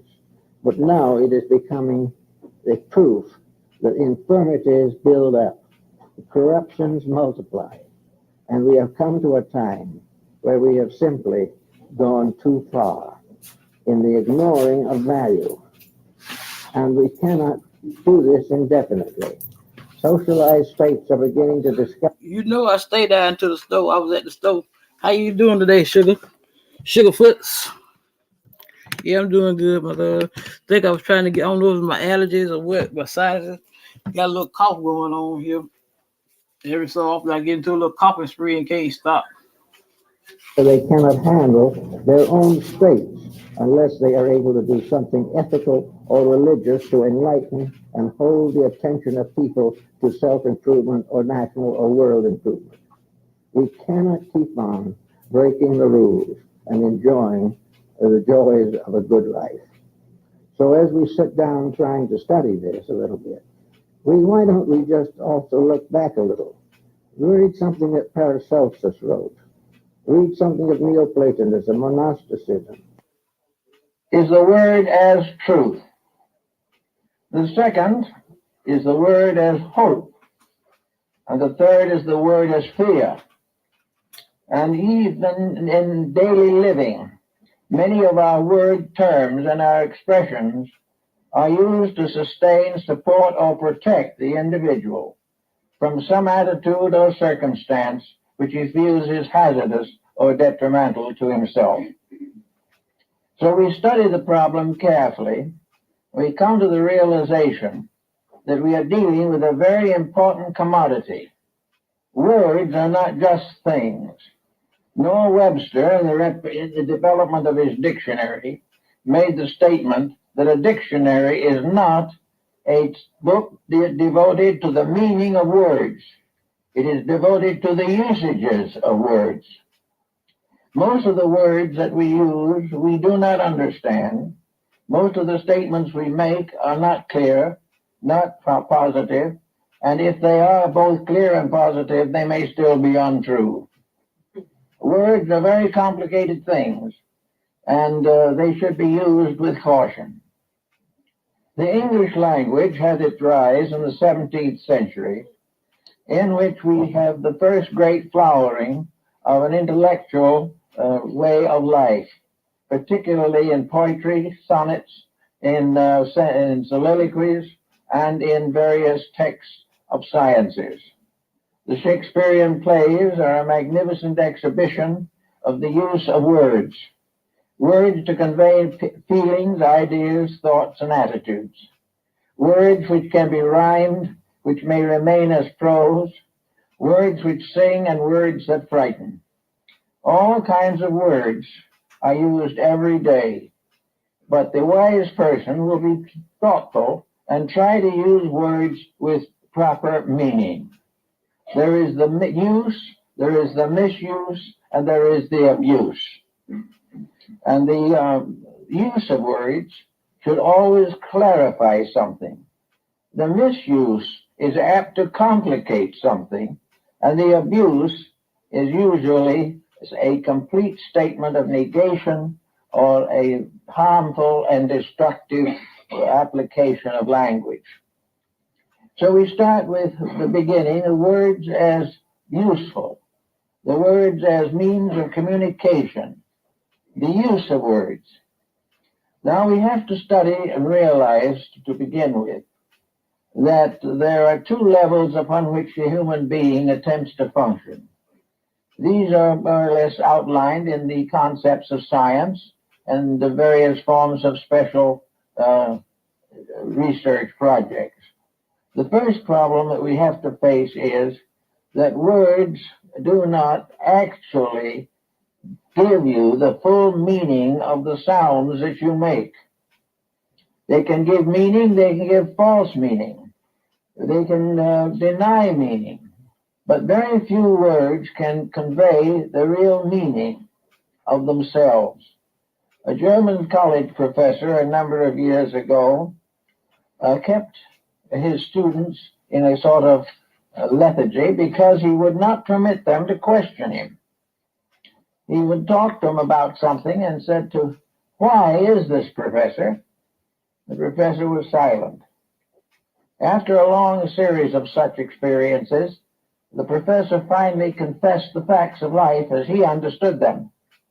He said, "We can only answer the question why by substituting for it the question how. When we say why, we mean how." Now, this is a simple statement of the fact that we don't know the fact. It is a clear indication that the why is unanswerable, or at least is so dim and obscure that it cannot be applied to any definite situation. We cannot say why with certainty. We do not know why the sun rises, but we know how it rises according to mechanics and astronomical calculations. We do not know why certain things happen, but we know how they happen. We do not know why man was created, but we know how he was created to a degree, so that the use of the word why has been almost abandoned in higher intellectualism because of the simple fact that the individual ultimately has to face his own ignorance. And to answer the question that is asked by why would require a knowledge beyond that possessed by the average human being. So we are confronted with the fact that we must deal with secondary facts. Primary fact remains elusive and beyond our comprehension. So we actually are constantly using language with certain defeatism inevitable. In order to speak a language correctly, we have to do what some of our earlier ancestors did, and that is make a life discipline out of language. In other words, if you use words, then you must consider them part of a science that must be conquered by itself. If you wish to be a grammarian correctly, you have to make words a matter of serious consideration. You cannot just open your mouth and let anything come out that feels like appearing at the moment. It has to be disciplined.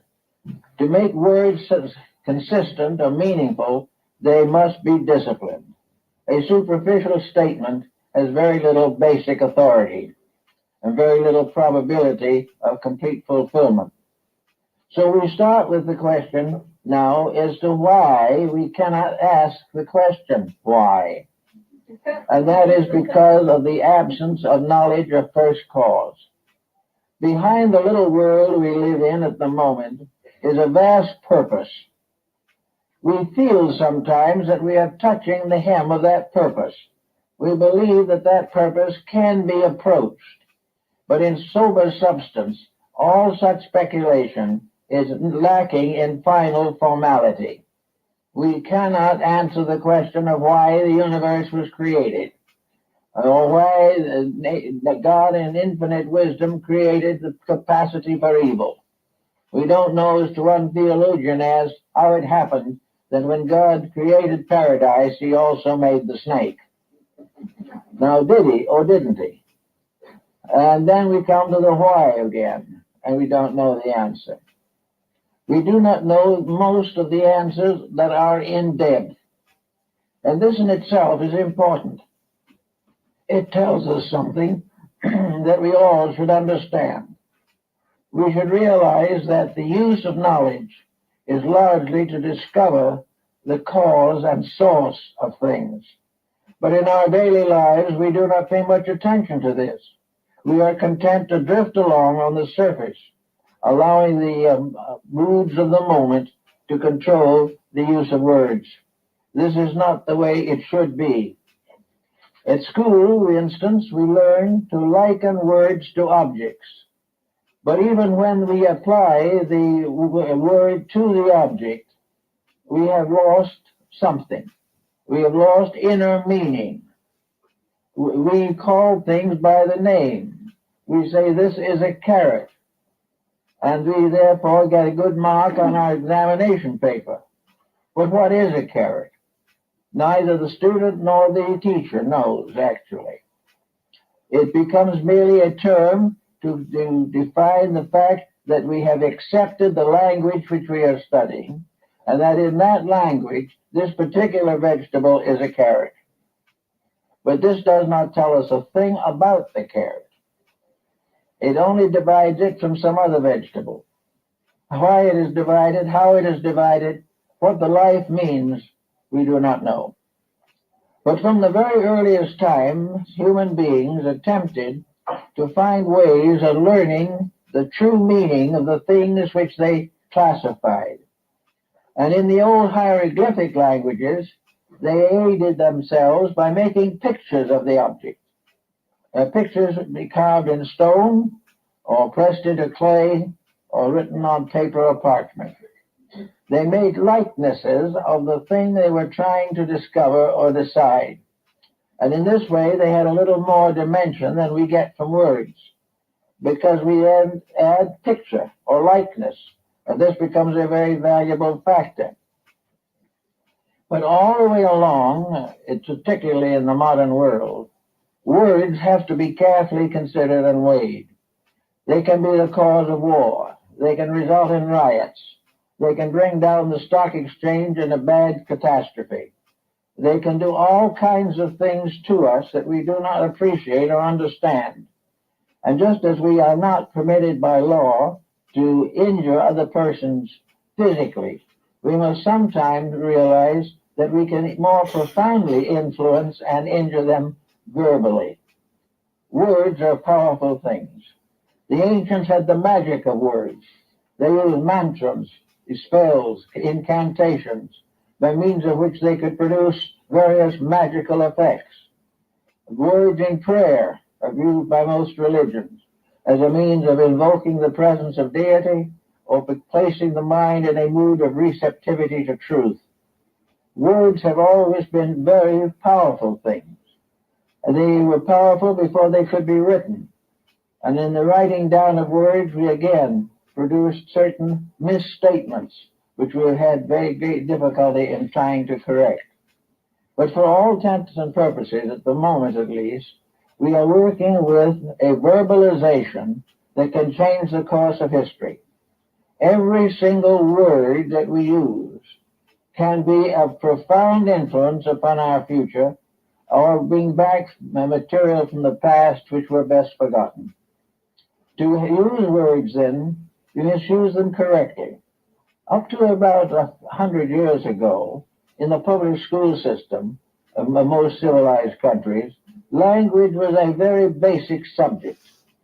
We did not simply grow up and become able to speak languages because of environment and circumstance. The English language is a very important language, but it is one that is seldom studied scientifically and philosophically for the purpose of knowing the true strength, meaning, and power of word sound. The Oriental peoples have realized that every letter of the alphabet and all combinations of letters are magical patterns, magical forms. They even go further than this. In Indian philosophy, each letter of the alphabet is a living deity. And out of the combinations of these deities, sounds are produced. The vocal cords are a kind of vina, by means of which the individual can make a melody of his thoughts, emotions, attitudes, and beliefs. But words are alive. They are powerful. The esotericists of Europe, such as the Rosicrucians and those schools, held that words were so powerful that once spoken, they never die. That a word goes on as a rate of vibration forever. And that from the lyrics must ultimately be born a new form of generation, by which propagation will be by the spoken word. This is found in the writings of the old alchemists and others, who realized that the vocal cords were the positive pole of the generative system, and that the vocal cords would actually come in due time to be the source of all eternal life. That all lives that have a continuance, either in time or space, are produced by vibration, and vibration is man's instrument of creation.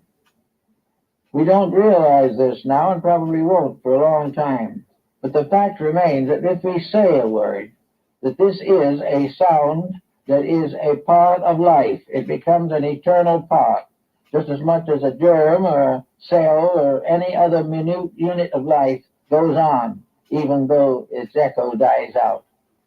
So we know that if we say a word that is destructive, that it adds to the burden of the world's misery. All these different things, like different types of human error, accumulate. We find that temper builds up. We find that all kinds of moods and attitudes become deeper and more powerful until finally, who knows, the answer is a whirlwind or a tornado. But all destructive vibrations do continue long after we do not hear them or see the consequences anymore. Everything that is negative destroys part of the harmony of life.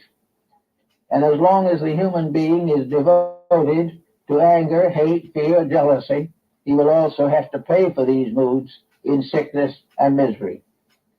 Therefore, in using words, we should be very careful to use only the ones, and you use them properly, that will most likely produce concord, harmony, amity, and relationship. In this particular case, I think in words we can say that use of a word is to convey meaning as far as is possible. The word is used to say something that is, to us at least, true. It might not be true to another person, but if it comes from the true course of our own integrity, then the word is properly used. In conversation, there is no need to constantly consider these techniques, but there is an over problem which is usually solved by outside circumstances. By religion, for example, the individual is induced not to use destructive words. He is not permitted in his religion to nurse hatreds, nurse jealousies, or think or speak ill of other people. This being true, the words themselves are tempered and become less powerful for a destructive end. Also, the use of good words accumulates. The kind word never dies. The gentle word never dies. The creative, the helpful, the hopeful words, these live on. They go not only to the person to whom they address them, but they are rates of vibration. A word is something that man can create, but which does not die after it is once created. Therefore, words, like thoughts and emotions, are immortal. They go on long after what we have suspected they stood for. And the word in itself, passing into another life, another person's life, and influences the life of that person, changes a habit, corrects a mistake, strengthens a hope, and therefore continues to be an immortal factor, not only to the person, but to the generations which follow after. Also, therefore, the misuse of words is a very serious mistake. Now, a misuse can come from ignorance, which the individual cannot help because he is not well enough informed. But on the other hand, if he is ignorant and he uses the wrong words and gets himself into difficulties, this should be an inducement to overcome or change the basic nature of the individual himself. Usually, negatively used words in good-natured people represents a type of ignorance. It represents the fact that the individual does not think carefully or does not actually know the correct approach to a verbalization of something that they hold as important. But it is definitely part of life that any individual who can speak, anyone who can use words, must be able to understand words and must recognize basic meanings and use these basic meanings whenever possible. Not long ago, a couple of professors got together to have a very hot and contested argument between two schools of philosophy. And instead of starting out browbeating each other, each one said to the other, before we start this discussion, what is going to be the keynote? What is going to be the basis of our discussion? Are we going to follow Immanuel Kant primarily, or are we going to follow Leibniz? Or what type of philosophy is to provide us with the terms we are both going to use? If one speaks as Kant and the other speaks as Leibniz, the argument is inevitable, and the consequences are uncertain. Someone will not understand, and the other one will probably misunderstand. So first decide the words you're going to use before you start using them. Do not speak in a way that the person you address cannot hope to understand your meaning, or has a meaning so different from yours that the facts cannot be disseminated. Try to find a common ground of language. The common ground of language, as the Pythagoreans noted, is the simplest possible approach. All affectation in words leads to obscuration. The more difficult the words, the more learned they sound, the less they impart in terms of value. Pythagoras suggested definitely that the best way to correct the difficulties of language was to keep quiet. And he advised this so firmly that he practiced 5 years of silence himself and required the same action on the part of his disciples. If an individual doesn't speak at all for 5 years, he's going to make a series of discoveries. And much later, several hundred years later, Apollonius of Tyana became a Pythagorean long after Pythagoras had departed. But he decided also to take the 5-year silence in order to test his own inner resources. He also found out, as they do in India, that silence is an answer in many ways. First of all, the individual does not make a very serious mistake by not passing judgment. He also does not get himself into too involved a situation in conflicts of ideas, and he is inclined also to allow the person to solve his own problems, which most of us are slow to allow. We like to, when a person brings a problem to us, our first thought is to solve it for him. We will solve it the way we would want it to be solved. Might have nothing to do with what he needs, but it would be satisfying to ourselves to know that we have dominated him, over-influenced him, and made him agree with us. And as a consequence of being silent for 5 years, we escape all such responsibility.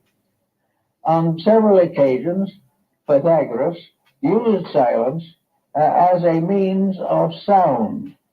He used it as a kind of music, as mysterious silence here and there in conversation, words left out but implied only, so that the listener was able to decide for himself what the real meaning was, rather than allow the master to force a meaning upon him.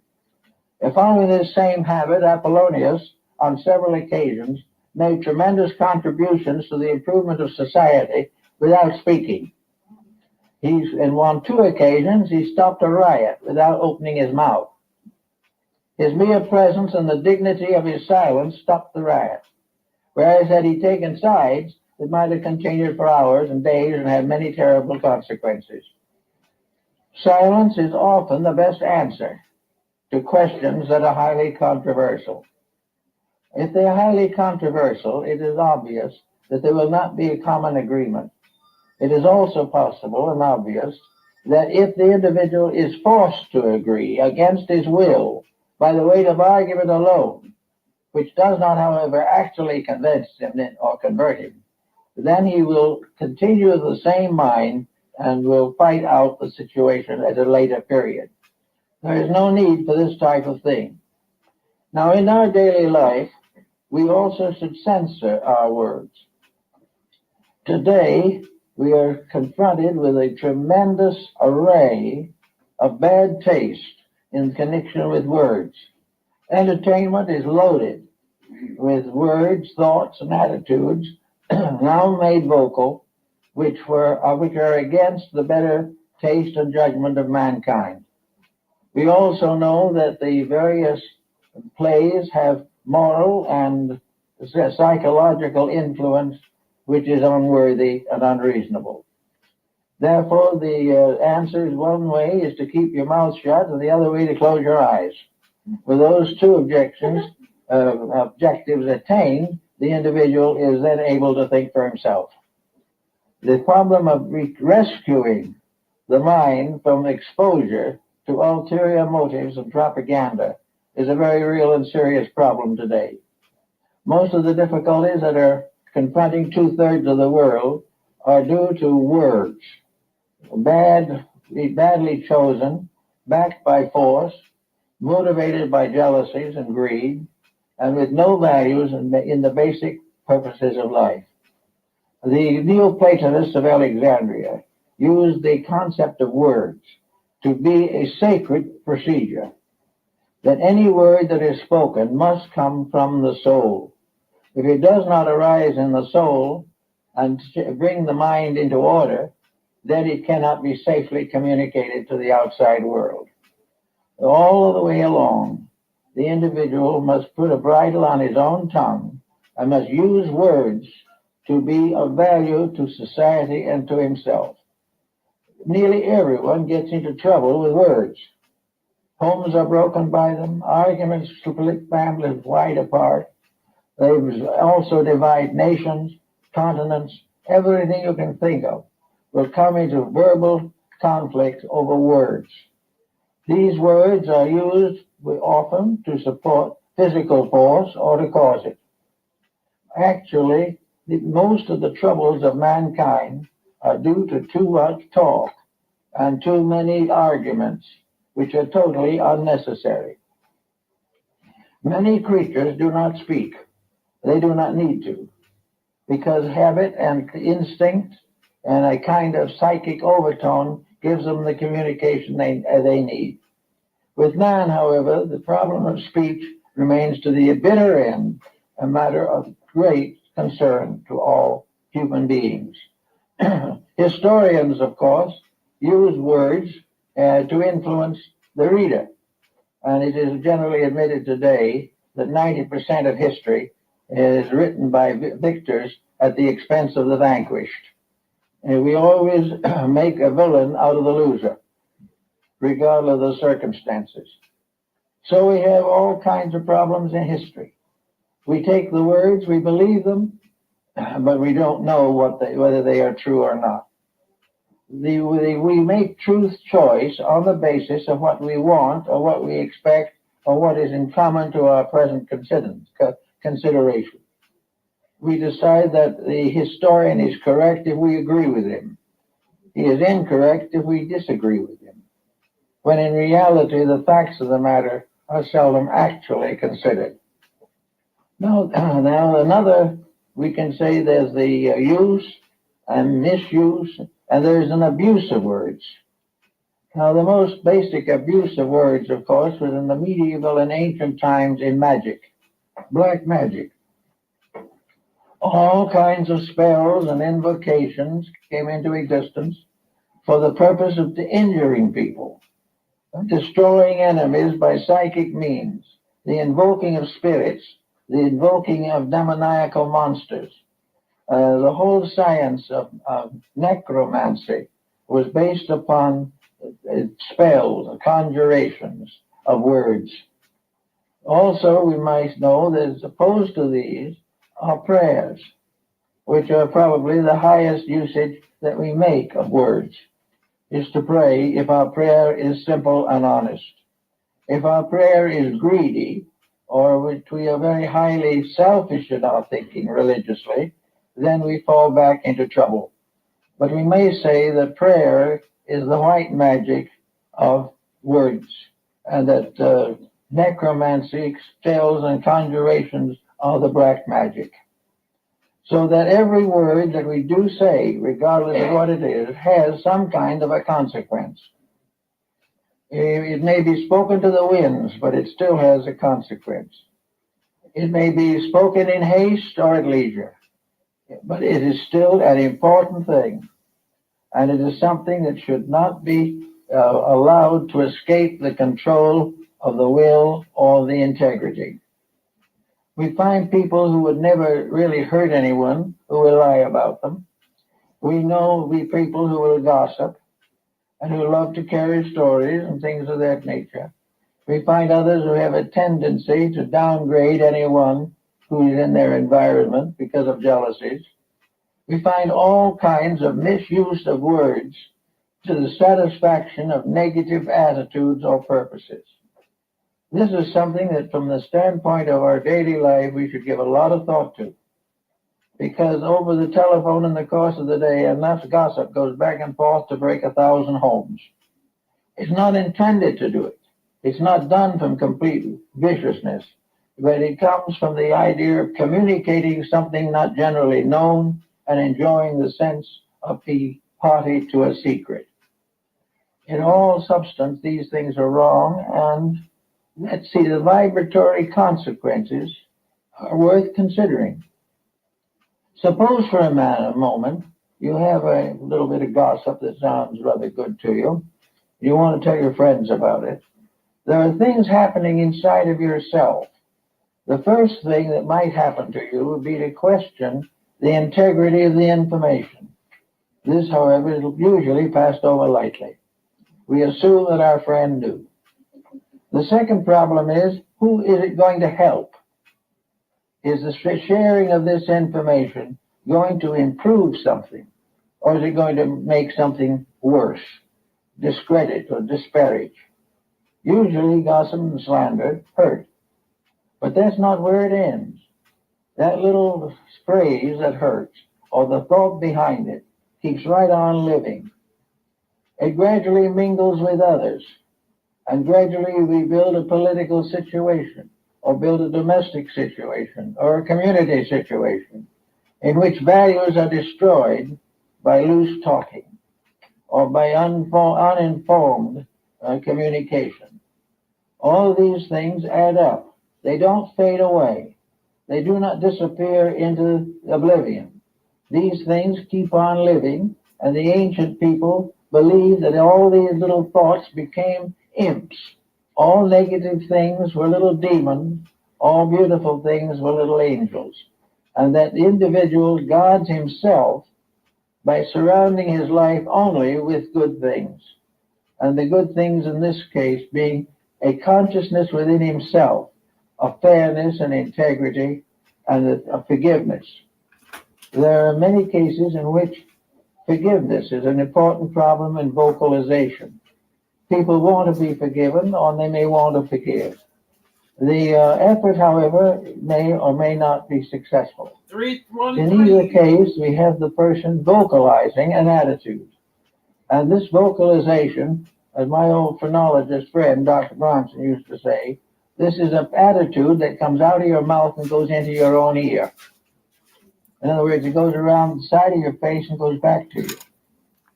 Whatever comes out of the mouth goes back into the mind. Mm-hmm. If there is inharmony, there's cruelty, there's thoughtlessness coming out of the mouth, that will return into the brain itself or into the mind.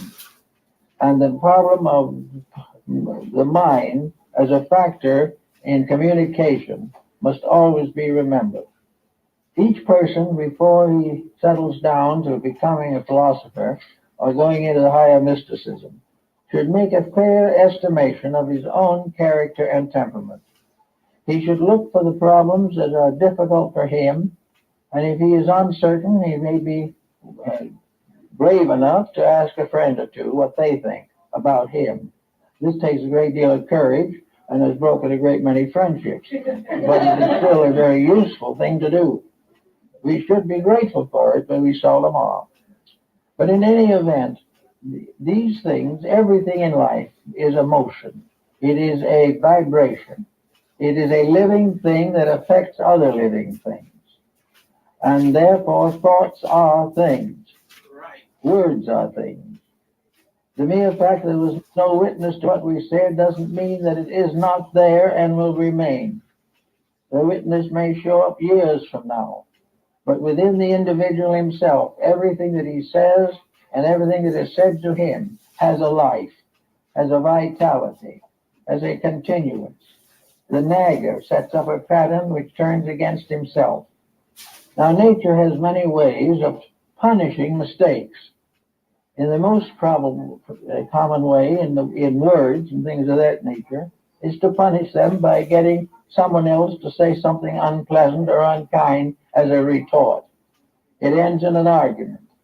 The two individuals get locked in a debate which makes both of them ill, leaves them tired and distracted and unfit for the common responsibilities of living.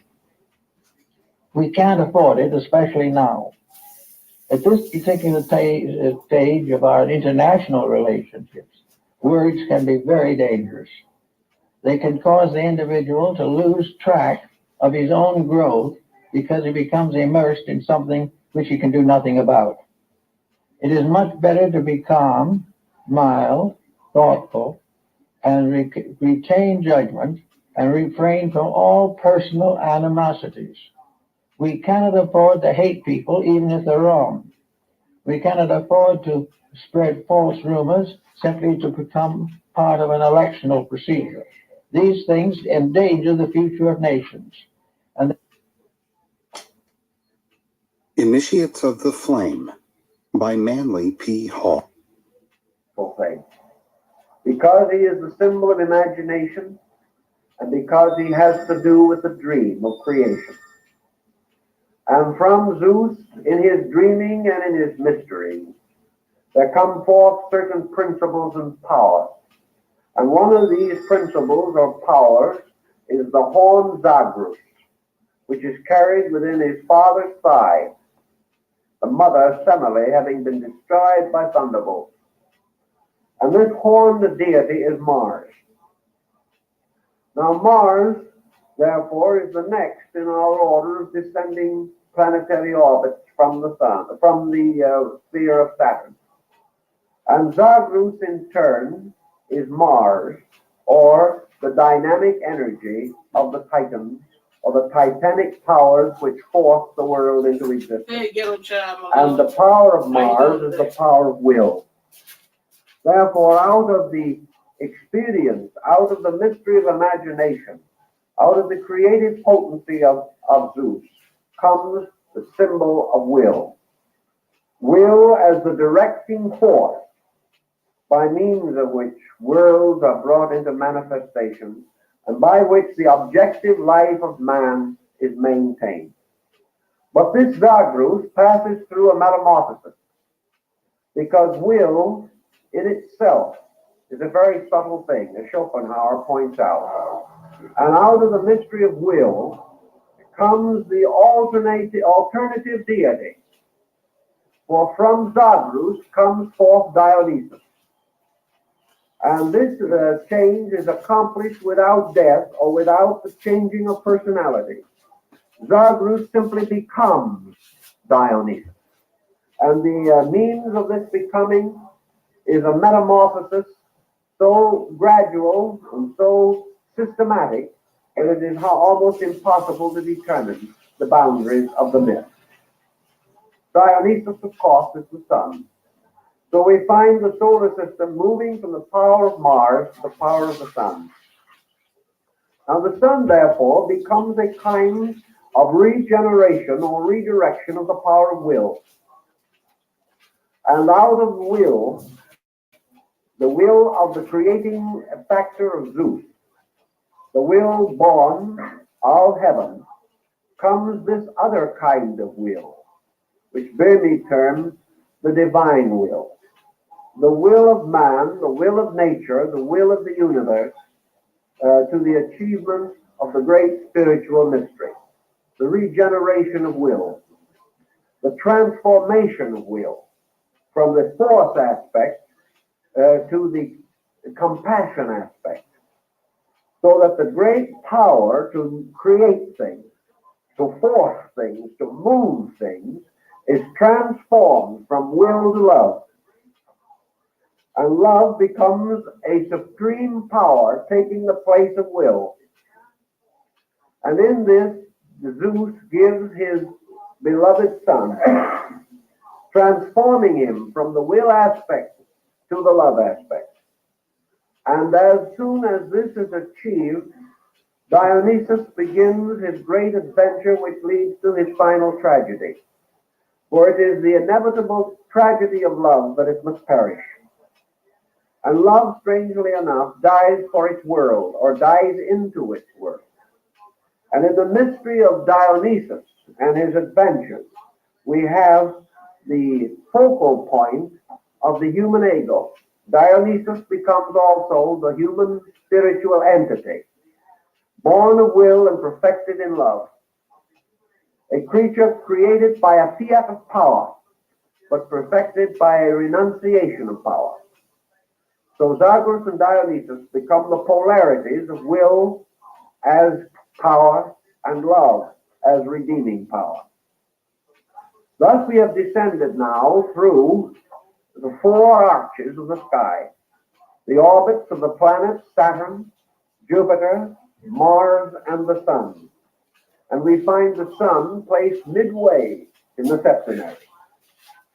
This makes it possible for the Sun to be the fourth from below and the fourth from above, constituting a point of mingling. The Sun's location, then, corresponds almost exactly. I tell y'all this every day. That love is the highest. That's the highest form of vibration. That's the only way we're gonna heal this planet with love. Got to have that love, agape love, unconditional love for one another. With the location of the heart and the human body suspended Yellow between the Child, how two you doing, great love? focal points of creation and generation, and also the middle ground of the soul or psychic field, and the Sun or the ego, standing in the midst of itself, standing in the middle part of the great septenary of the soul sphere, has the right and has the power to extend its rays upward to the contemplations of causes, or to descend with its rays into the underworld to become involved in the mystery of effects. If the Sun falls into the underworld, it is there for 3 degrees or 3 days buried. For it descends through the orbits of the 3 inferior planets and is finally placed within the earth, which is the underworld. And in turning further downward, this new power, this power which we call the compassion or love of God, falls next into its reflection or negative correspondence, becoming involved in the mystery of Venus, which is like the Venusberg in Tannhäuser or Kundry in the Parsifal cycle. For as the Sun, blessed of its Father and bearing its Father's power of divine love, representing the ego, falls into the orbit of Venus, it falls into sensory or sensuous love. It falls into the personal out of the impersonal, for it is descending downward, now into the mystery of illusion. And Venus is the guardian of the garden of illusion. And Venus represents the appetitive and emotional powers of the soul. Captured within these powers, held like Parsifal in an enchanted garden, the soul begins to substitute human emotion for divine emotion, substitutes attachment to form for attachment to life, substitutes the beautification of externals for the glorification of eternals. And so this great psychic entity falls into the orbit or sphere of Venus, who is the mistress of the oceans, born out of the sea, born out of Maya or the dream. This mysterious descent, according to the Greeks, was represented in their mystery rituals by a series of sensory temptations, which, unless the candidate could overcome them or withstand them, meant that he was led astray into the mystery of darkness. From this orbit, the psychic nature falling into generation, and now we will say clothed with the emotional power of Venus, therefore with sensory appetite and emotion, falls then into the orbit of Mercury. And in the orbit of Mercury, another factor takes over. For Mercury is the symbol of the critical intellect. Mercury is the symbol of sensory perception, deriving its authority through the 5 senses. Thus, the objective sensory perceptions of man are represented by Mercury. They are the senses which are the messengers of the gods. They carry the sensory reflexes from the external world to man and from man outward to the external world. But by now he is captured in the illusion. Therefore now, not only does the emotional nature tyrannize him, but also the intellective principle, in its negative polarity, Mercury, begins to burden him with opinion, divides him, creates criticism, sets him upon a division of learning, of attitude, in which little by little the unities of knowledge are lost, so that Mercury makes him the critic rather than the knower. It makes him the intellectual rather than the wise person. And having become invested and involved, therefore, with the powers of the sensory illusions, the generating or incarnating soul falls into the orbit of the moon, which is the last before the actual embodiment or the final descent into matter. The orbit of the moon is the orbit of imagination.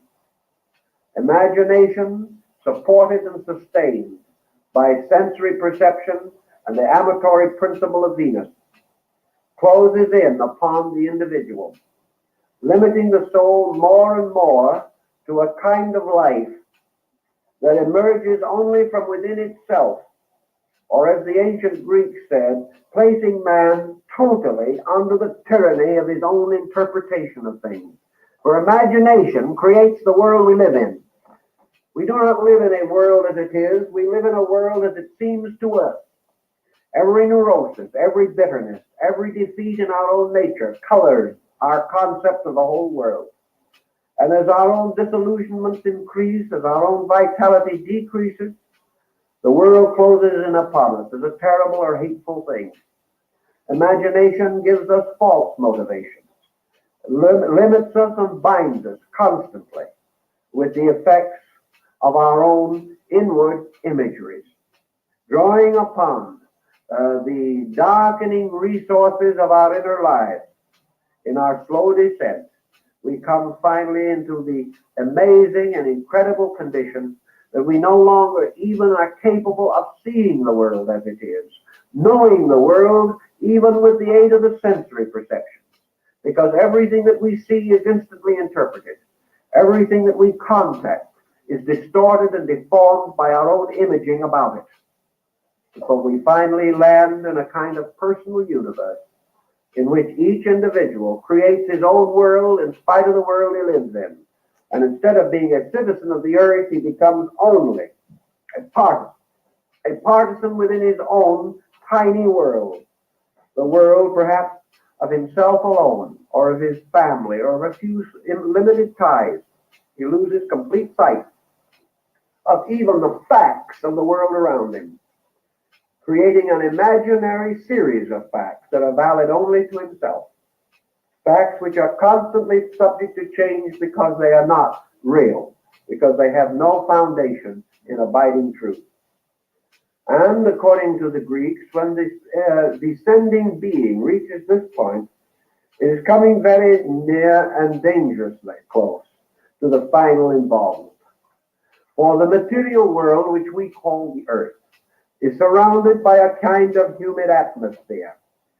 Thales was one who developed quite a philosophy of this humid atmosphere. But having reached downward now to the orbit of the moon, the soul is swept down into the humidity of the earth. And this humidity closes in upon it as water upon a drowning man. And once, as Heraclitus points out, that this humidity captures the descending being, it intoxicates it. And the peculiar fetid aroma of death, which is on the earth, the strange world earth, which is made of the rotting of things, as the ancients said, that as life crawled out of prehistoric slime and mud and the elos of the primordial sphere, so the earth itself is a strange kind of humid atmosphere, like that in a hothouse, where we have the smell of the earth and the strange steaminess of it. And the ancients said that this was a kind of atmosphere which, when the soul becomes immersed in it, acts like an intoxicating liquor.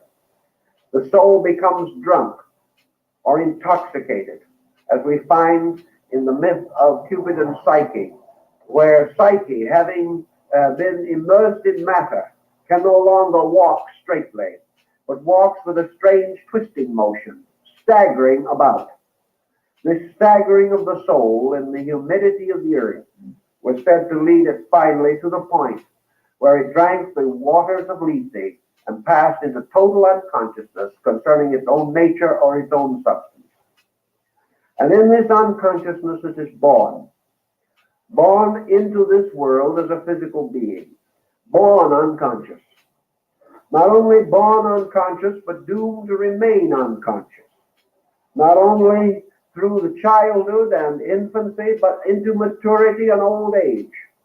Because consciousness truly must have escaped in some way from this humidity of earth. And if it does not escape, it is never able to express itself. Thus man, even in his maturity, carrying on the projects of his living, advances by staggering, advances in a strange circuitous route, advances like the crab, making one step forward and two sideways, never straight, because the soul is intoxicated by matter, and it wanders about, unable to extricate itself from the fumes and from the strange purgatorial mists that rise from the earth. Of course, this is the symbolic story as told in the mysteries, but the point of it is rather obvious, that the being once enveloped and enmeshed in the substance of body is locked within it, and being thus locked within it, struggles desperately to escape, but cannot find any way out of body. This was the beginning and end, essentially, of the doctrine of Socrates, was that man must discover a means of rescuing his own being from the strange humidity which we call ignorance. Ignorance being the strange property which intoxicates the soul when it enters into the sublunary sphere which we call the earth. So having brought the soul now downward in the mystery ritual, down the rungs of the ladder, we find man completely locked, yet with all this locking bearing within himself all the powers of the hierarchs from which he has fallen, also containing the mystery of the orbits of the planets through which he has descended. He has been locked by the 7 deadly sins, or the negative poles of these planets. He must now unlock them by developing the 7 cardinal virtues of the soul. He must ascend once more through the 7 churches which are in Asia, and he must open the 7 seals of revelation, and he must learn to understand the Vedantic mystery of the opening of the 7 chakras, or symbols of soul release, by which man ascends again into the abode from which he came. To make this ascent possible, the ancients say that institutions were set up in the world. And these institutions were in every case, in some manner, reminiscent of the universe. The temples of the ancient gods were built in the forms of constellations and of worlds. And the great forms that were used throughout were either the forms of man himself, representing in his structure, as Leonardo da Vinci points out, the measurements of the cosmos, or the great canon of rules by which the merits and values of all things may be estimated. Man himself, contemplating the productions of nature and the productions of art, is stimulated, according to the Greeks, by the dawn of memory. In other words, he must first of all activate the lower faculties of his own consciousness. From the moon he gained imagination. Imagination, by its abuse or misuse, cast him into matter, causing him to look downward, see his own reflection in the pool, and like Narcissus, perish trying to embrace the likeness of himself. But man ascending must ascend back through these orbits by transmuting each of the energies and making the destroying powers the redeemers. He is able to do this because within himself was placed the blood of Dionysus. He contains within himself the life of the solar mystery. And because he possesses this, he is potentially capable of overwhelming or overcoming the creatures that God each sphere all the way back to the world from which he came. Man is greater than the angels. Man can escape because by nature, origin, and substance, he is superior to the thing in which he is captured. If man had been created in or differentiated from any one of those 7 levels, he could not ascend above it. But because he was created above them all, he can be restored to his own natural destiny. Because he was enslaved rather than created, he can be liberated rather than annihilated. Thus, that which is within him, being superior to the world, cannot die with it, but can be rescued or separated from death by the mystery of the ascent of the ladder of the 7 stars, the jewel of the 7 stars of Egypt, the mysterious ladder rising from the tomb of the Egyptian priest, upon which, on the rounds of which ascends the Binu, or bird of the soul. So man's locked within matter, finding locked also within himself the 7 lights of the candlestick, and the 7 mysterious angels before the throne. He discovers that within him are the 7 powers which imprison him. And each one of these powers, through cultivation, becomes a liberator. Therefore, man, to redeem himself, must redeem the 7 powers of the planets. Thus, in the ancient alchemical mystery, the philosopher's stone was composed of the substance of the 7 planetary metals, which, when properly brought together, or purified, or redeemed by rotations, as they were called, would ultimately produce the elixir of life, the philosopher's stone, and the universal medicine. So, coming back up, man discovers that imagination is to be now his leader. He must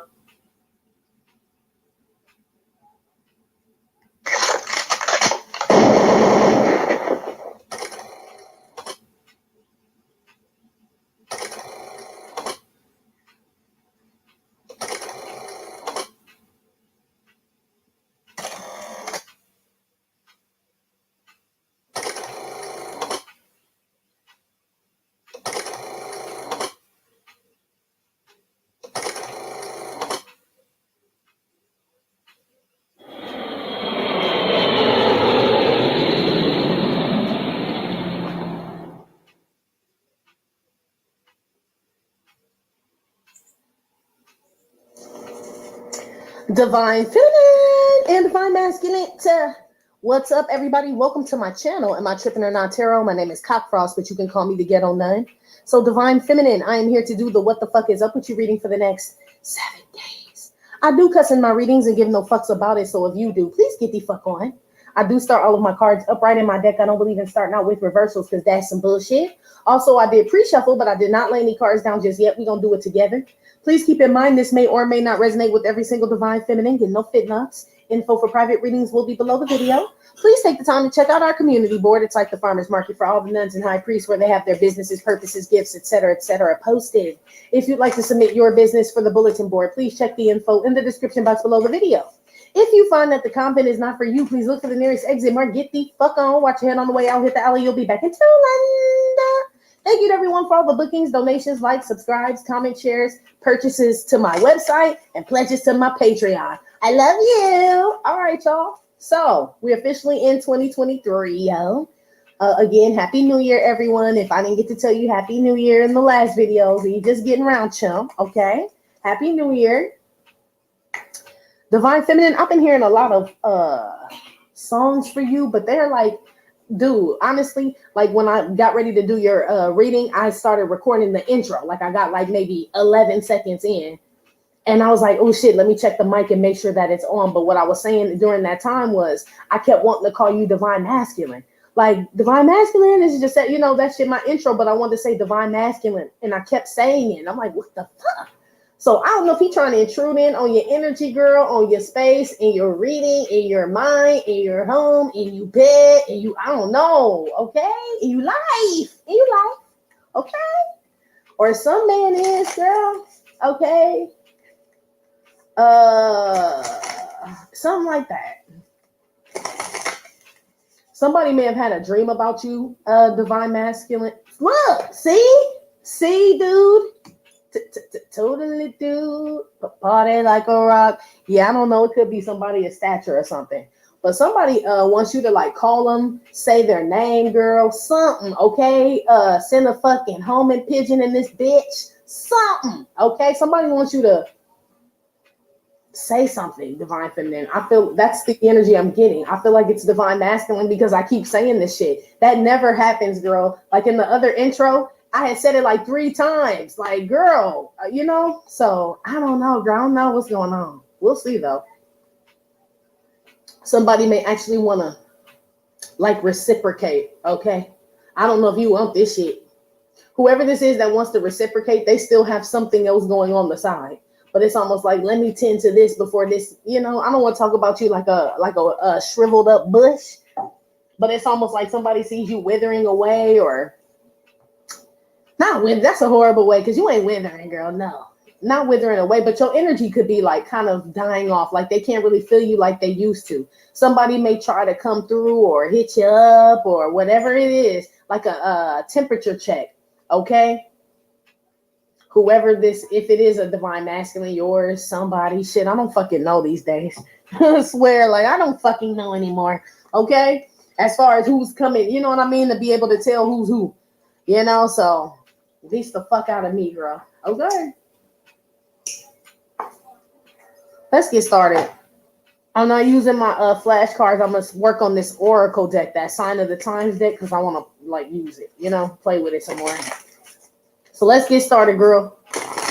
Give me some messages here for Divine Feminine, how she'll be feeling about herself and the energy she's going to be in the next 7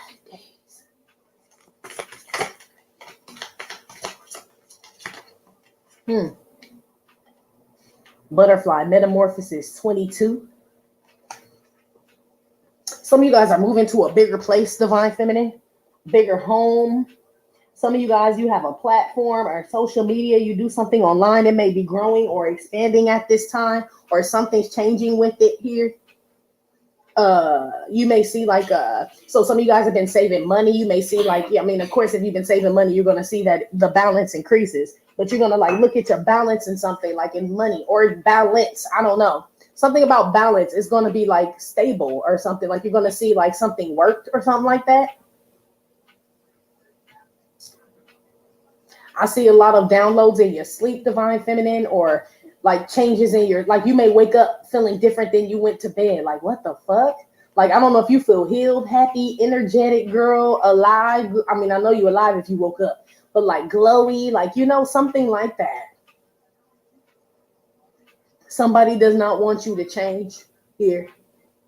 Or doesn't want, yeah, don't change, girl. Yeah. Somebody listening to some, cause I never want to make you change. Yeah. Somebody listening to some Isleys and shit, but anyway, girl, they don't want you to change.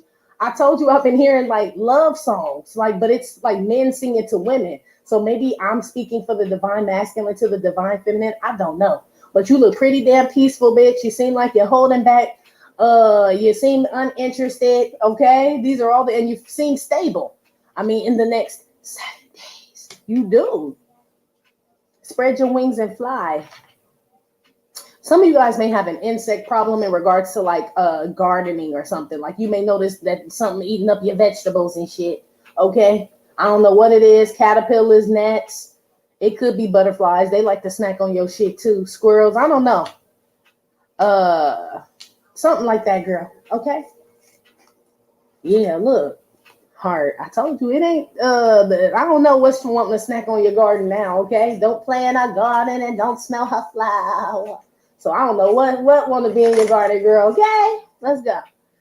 Oh, divine masculine. How you got me being your spokesperson, man?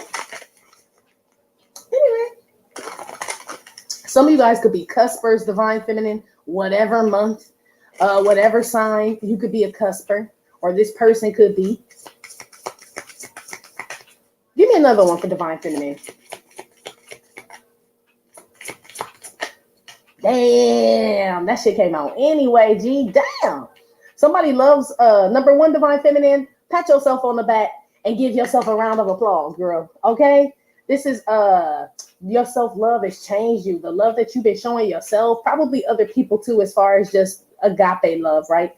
This type of love is changing you, it's changing the world, it's changing the people around you, changing your life. So you should be very proud in the next 7 days. This is also someone that's, I feel like, loves you, that's watching you change, G. This Ronald Isley, cause I never want to make it change. Yeah, is what this is. Somebody loves you for who you are. Somebody loves what you're becoming, girl. I feel like you love what you're becoming here. Some of you guys may be doing some heart chakra work or something like that, or listening to love songs or like R&B or whatever the hell you listen to. Love songs. Yes, that's what they said. Okay. It's like, I don't know. Somebody don't want you to walk away, girl. But something's changing or something's over or something. Metamorphosis, you know, once the butterfly come out, the whole stages of the cocoon, the larva, the pupa, whatever, all that shit's a wrap. This is the last stage of this shit. So somebody saying they never want to see you change, motherfucker, I'm done. Shit, that's what the butterfly would say. Like, motherfucker, you missed everything, huh? Because after this one, I'm gone. You know what I mean? That's it. That's my lifespan type shit, says the butterfly. So I feel like someone notices, like, or knows divine feminine, divine masculine, that this is it. This is the last stage. You're on your way somewhere, basically. I feel like they, shit, I don't know, girl. Somebody could be releasing balloons, for someone's like anniversary of their passing or something. Somebody could be releasing balloons or butterflies, doves, something like that. Releasing a pain, a grief or something, divine feminine, divine masculine, my condolences. Yeah, somebody may realize they love you as well, divine feminine, now that you, I mean, maybe you know what they showing me, because you know the cocoon and the pupa and the larva ain't really cute. Don't nobody really look at the butterfly when it's going through those stages. Maybe the caterpillar, we'll see it, but that's the shit eating up your veggies and shit. So this could be somebody that saw you as a caterpillar. It's like, get, right? Get off my potatoes and my tomatoes, right? Was what somebody said to you. Like, damn, motherfucker, I'm trying to find a place to metamorph, okay? Or some shit, right? Change, whatever, looking for a home, a fucking friend. Everybody was like, fuck you, all the other insects in insect land. So you found a place, right? You went through your stages. After the cocoon stage, you came out. Now everybody that was like, get off my tomatoes, get, right? Now they're like, oh, look at the pretty butterfly sitting on my cucumber. That sounds nasty. I don't know, girl, about a butterfly on a cucumber now. Okay?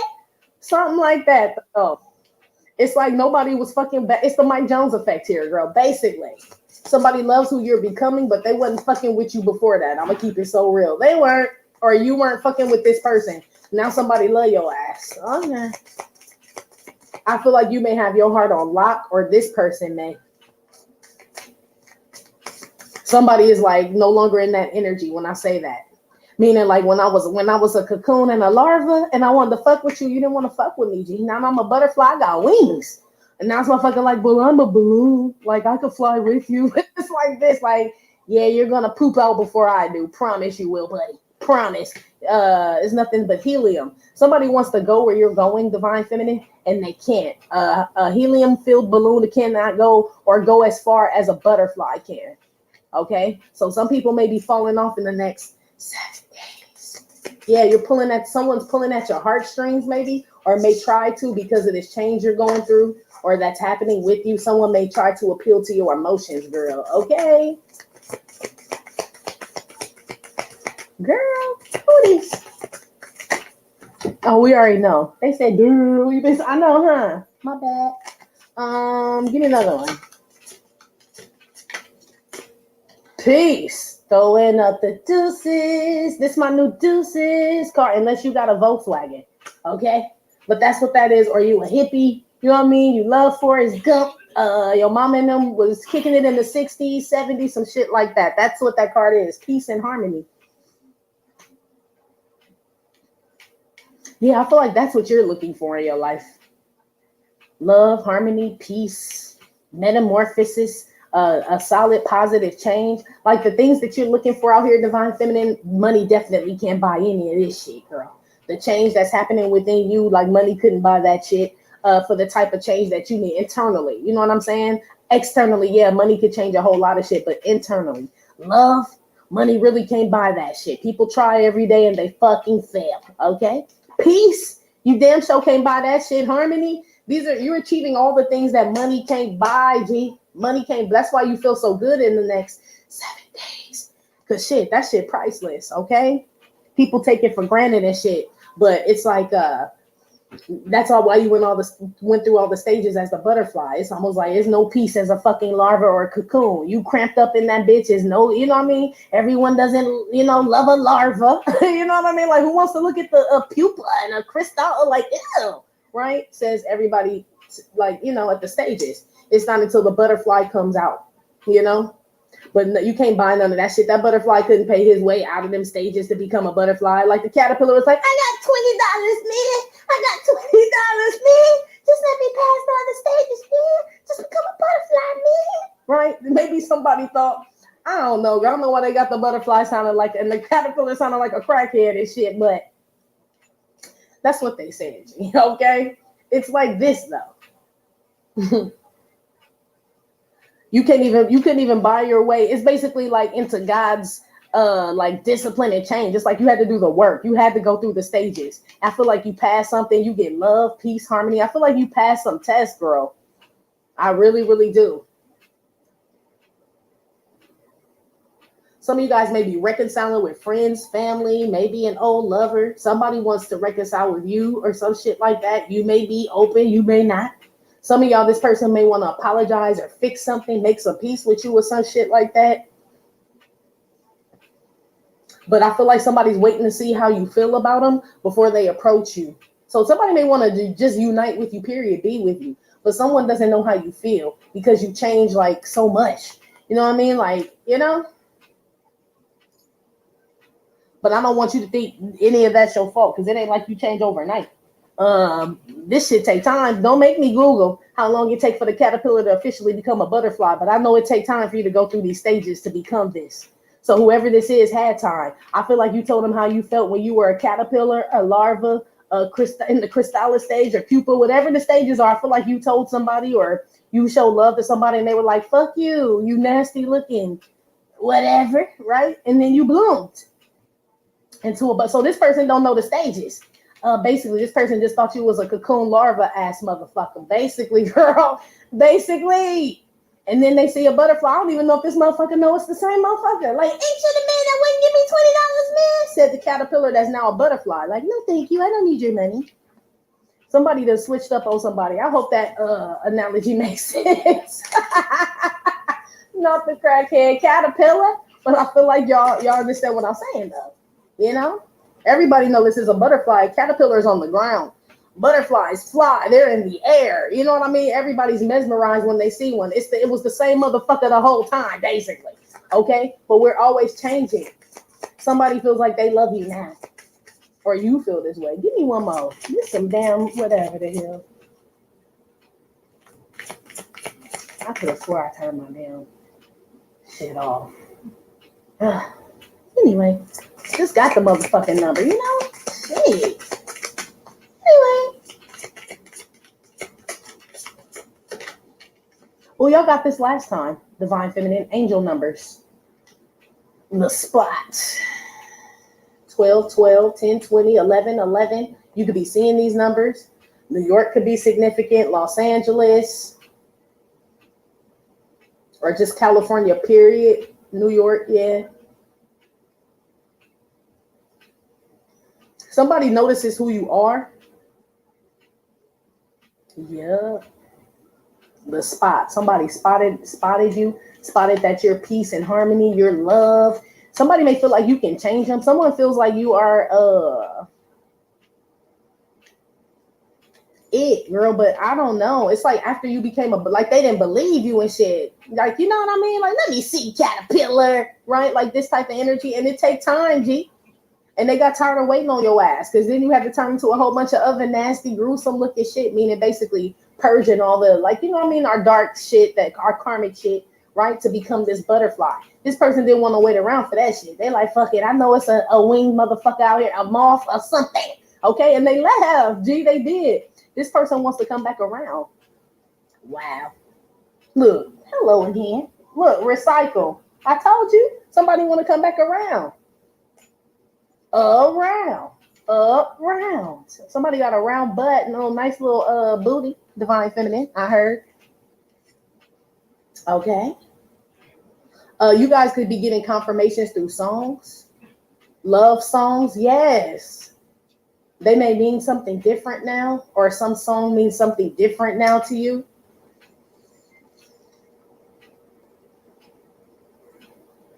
Some of you guys' feelings are changing for someone, or you guys finally let something go, divine feminine. Like, I don't care no motherfucking more. That's what this is, because we got chucking up the deuces with the heart. Like, man, here, you can have it. You done already stumped on it, motherfucker. You might as well take it. Right? It's like this type of energy. I feel like that was just what needed to happen. You hit the spot and shit. Some of y'all are going to feel a lot better. So I feel like you guys did this to someone. This is not a job or anything. This is like a situation, romantic, friend, family, something that involves the heart. This person wants to come back around, G. They're conflicted about like how to fix this or plan this out, send a met what to say. I mean, shit, I don't know how you gonna catch it. I don't know. Okay. Butterflies like sweet things. So this person may be extra sweet to you. You know what I mean? Offer you something sweet. I hope it ain't recycle some you shit they done gave another motherfucker. Now that'll take the cake, bitch. Okay? Not they bring you a strawberry that got little nibbles out of it. It ain't funny, girl, but they basically are saying like somebody gonna try to bring you some old, I don't know, girl. It could be like it could be a cheap ass, like, you know, pickup line, or I don't know, like they think they're gonna get you with a dinner to, you know, a blunt, some wine, maybe a nice outfit. This is like this type of shit. But I feel like it's been nibbled on, meaning it's been done before. Like, so you're gonna bring me a strawberry that another butterfly or a moth, excuse me, because you don't wait for butterflies, sir or ma'am. So you're gonna bring me a strawberry that's been nibbled on by a moth? Says you. You're gonna be offended, G. So whoever's trying to approach a divine feminine with a recycled material or anything like that, it's not gonna work. Meaning this could be something you tried with somebody else, okay? Or you said this before, or you've done this before, or we've gone through this before. Please don't do it again. Don't. Yeah. Yeah, Bryson. Somebody's name could be. You know, Tiller gonna tell him. Yeah, somebody could be listening to Bryson Tiller. There's a time and a place for all this, but this is not the place for all this. Is there a reason why you're saying all this? And can we talk about it later? I gotta right my wrongs. Yep, with you is where I belong. Yep. You've been down from the jump or go, and recognition is what you want. Yeah, this person want to acknowledge you now, and it's something that I should know. Something that I should know. Yeah, okay. Somebody listening to Bryson Tiller, all the things that you've been through, girl, I never meant to put you through them twice. Yeah, I told you they gonna date shit. Let me not kick this man in the balls, because he may, I don't know, girl. Let me see. Let me not. Could it be you calling me down? Yeah. Okay. You don't need nobody else, and you're putting this all on me. Okay. Yeah, somebody damn sure listening to love songs, or somebody's heart is like aching for somebody here. Okay, girl. Is it you? Put something on the butterfly. It can't be. I mean, it could be, girl. It really could. But the love songs that I've been getting, like I said, we heard Ronald Isley, right? We heard the Isley brothers, men. We just heard Bryson Tiller. Man, G. No, this ain't you. This is somebody that feels this way about you. Put some on the butterfly. You give me butterflies. Man, we questioned in the beginning, but Mike was damn sure a man, G. Okay? Inside, inside, and night. Look at all these love songs, okay? Girl. It sound better though. Now you give him butterflies. He didn't want caterpillar. The word was too long. You give me caterpillars. I mean, he could have worked it though, but it doesn't sound good, does it? So I mean, it's kind of like that. You know what I mean? Like, I don't really like that though. You know what I mean? That's like somebody who didn't know the stages of butterfly, like what it goes through. So taking Michael Jackson out now but we know what he was talking about as far as someone getting bubble guts. Bubble guts when they see this person or how they feel about this person. But they telling me like, I don't even feel like this person know you the caterpillar, G. For real. I really, really don't. Like you the same person. It's like you remember what they did. You know what I mean? When you was in caterpillar stage, G. Basically is what they're saying. I don't know. So people could just be treating you better now because of what you have, how you look. Maybe you upgraded or you are upgrading Divine Feminine. And it doesn't seem sincere, G. Anyway, put some on the butterfly.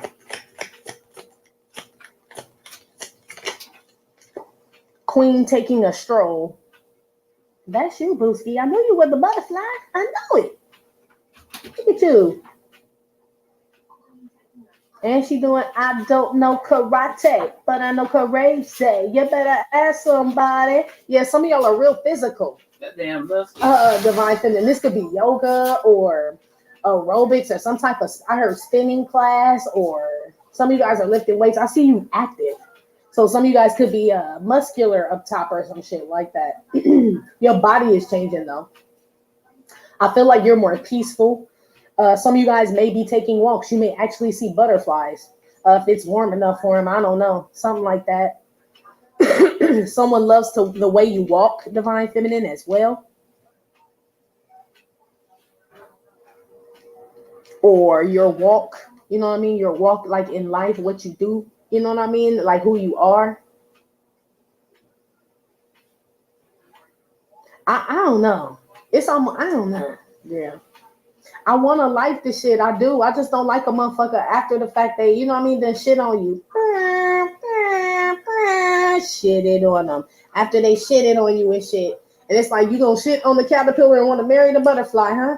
It's like, you do know I am the same motherfucker says the so this could be like, we don't use the caterpillar butterfly thing. Say the caterpillar really was on drugs and was a crackhead and shit. And motherfuckers wasn't fucking with him, wasn't trying to help him get help, put him in a caterpillar rehab, nothing, G. Nothing. So he cleaned himself up. He figures it out, whatever. He happened to come back around, but his life didn't change since he did all that. Now he a butterfly. They like, come on in, fly on in, brother. Right? He like, I know this ain't, what? He gonna be offended, G. Or you will, if this story makes sense. I would be like, hell no, I don't want no parts of your institution, okay? When I crawled an inch by this motherfucker, y'all said, fuck me. Right? Now when I fly by and shit, y'all like, come on in. No. I feel like there's somebody that wants you to take them back that treated you very poorly, girl, okay? Or Divine Masculine. I hope this makes sense. I don't know why they're using this whole, let's move on. Spy. So we already know.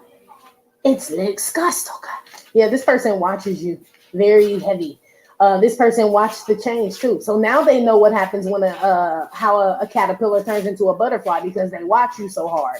So I feel like they love the change that they see in you, but now it's like you looking for more butterflies. So this person maybe was a caterpillar too. It was like, man, this shit takes too long. Maybe they wouldn't fuck with a worm or some shit. I don't know. Okay, but somehow you and this person got separated. You ended up progressing or doing something. This person just sat there and watched and stayed in caterpillar stage.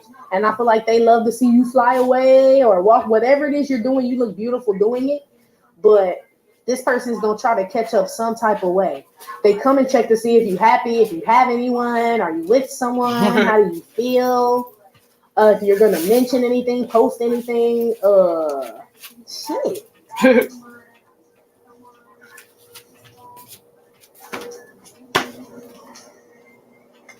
Yeah, somebody definitely watched you change on their ass for sure.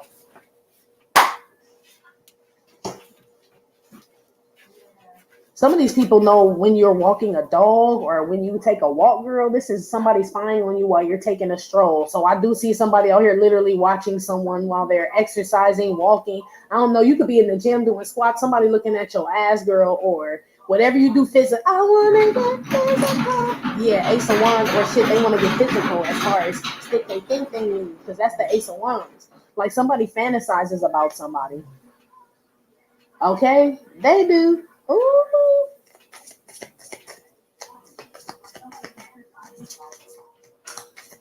Somebody is also like trying to hack into something divine feminine, divine masculine, somebody's bank shit, or where they're going, what they do, because this is the spy. Looking at the receipt and shit, unless this motherfucker just cheat and shit, like, damn, motherfucker, you can't get 2 breakfast sides for 10.20?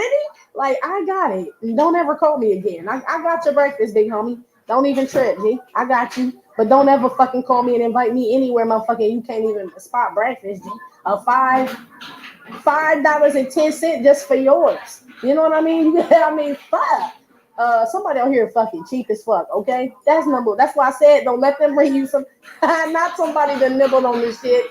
Just like somebody bringing you half of a sandwich, G. Okay? And you're like, where's the other half? And they ate it. But the whole thing is like, I want to bring you lunch today, says this person. You're like, oh shit, not lunch, right? And they come, it's like a bite out your shit, or you know it's supposed to be 2 pieces or a side with this shit. It's giving me this type of energy. And you're going to be like, I fucking knew it, G.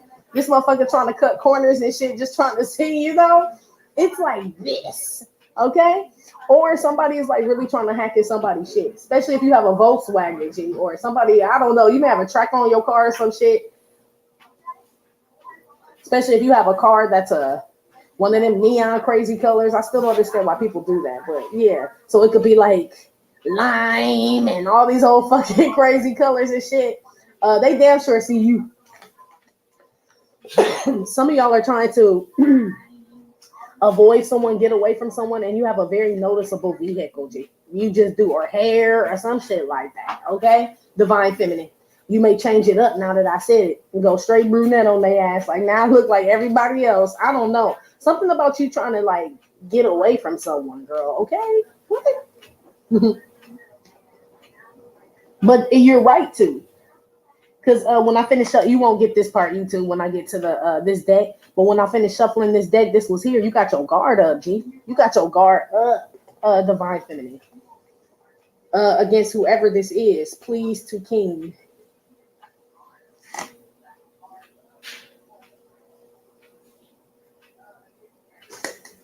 Somebody may be apologizing to this masculine energy for something they did to him that has something to do with you. Like they fucked something up, but he allowed them to. So basically, your divine masculine or whoever this is could have went to somebody and be like, tell me the stages of a butterfly. And they're like, well, first they bury themselves down in the ground like a weasel, right? Told them all the wrong information and shit. That's what this is. And so this person may have been looking in the wrong place for you, is what I'm saying, divine feminine. So this person went to a graveyard because he heard butterflies come out the ground and shit, and you somewhere hanging up in the tree, G. Somebody purposely steered someone away from you by giving them bad information, basically. Okay? I hope these analogies make sense, G. That's the only way I feel like I could like explain it to you, G. Or you like, okay, I kind of get it. The crackhead caterpillar threw me off a little, but hey, shit. Put something on the peace and harmony here.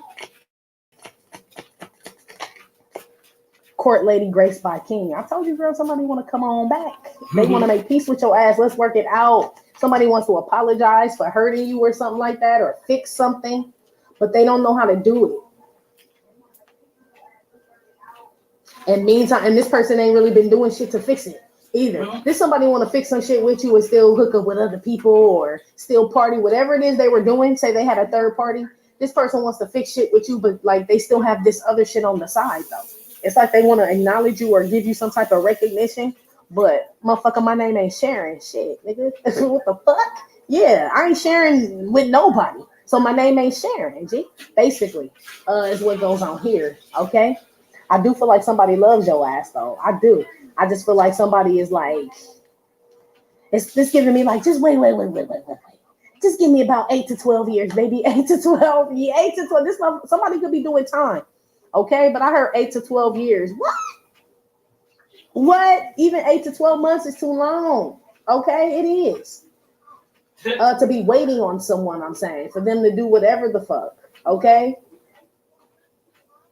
Because this person, I feel like, is still with people or still part. They still do their thing, whatever this is. Even though they do have this, it's like they rather you come back with them. Like, why don't you just come? This like somebody like, don't go to work, come to the club with us. Like, I am a butterfly. What? And when caterpillars, you wouldn't even invite me to the club when I was a caterpillar. Now a butterfly with butterfly duties and shit. Now I'm just not supposed to fly and come to the caterpillar underground with you. Like, no.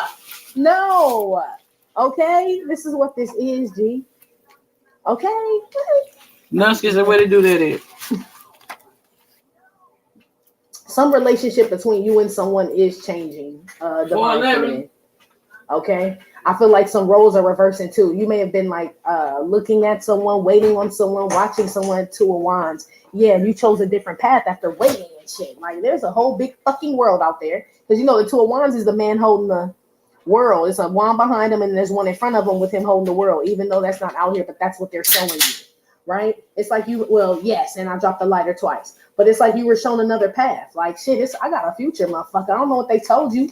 So now the roles have been reversed. This person is watching you now as you take a stroll. A lot of y'all are single.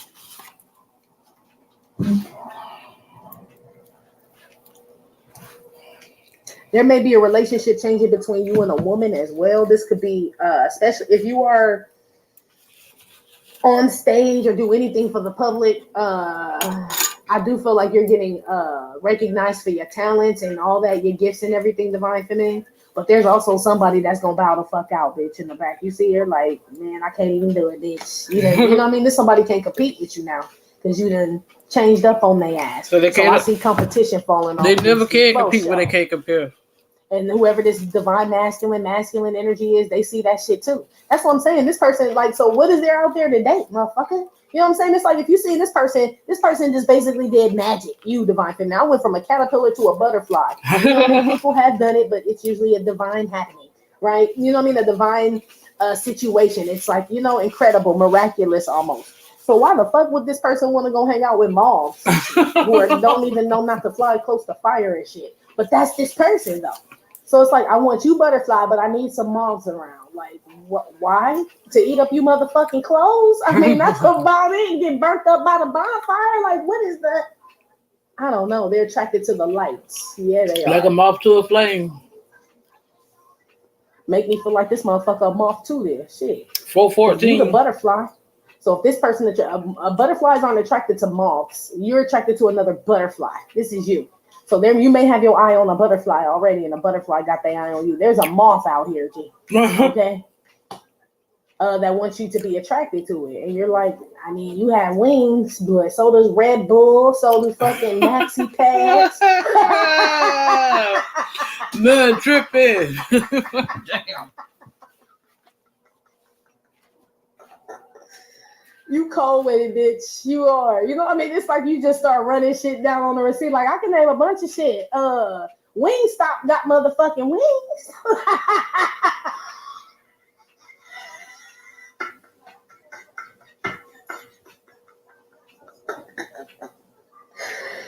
Oh, shit, bitch. You crazy.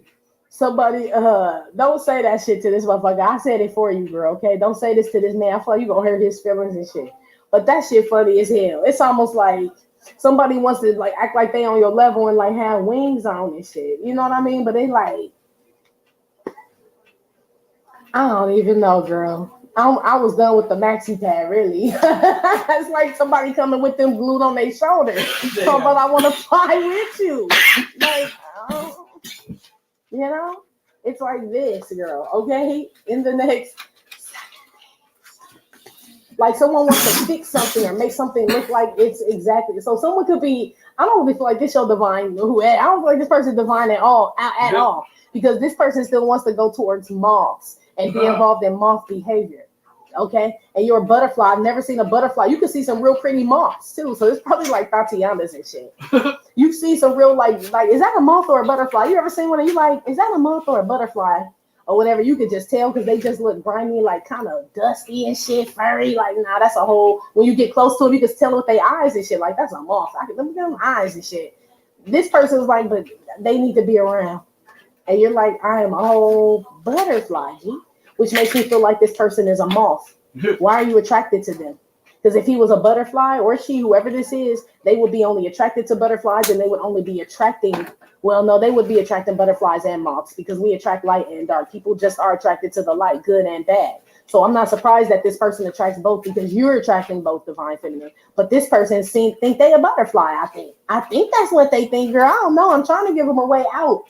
Okay, because I don't understand how somebody would think you want to be in a group of moths and you're a butterfly. It don't make no. After you went through all that shit to become one, now I want to go just chew on clothes in somebody's closet. Hell no. Damn. Oh shit.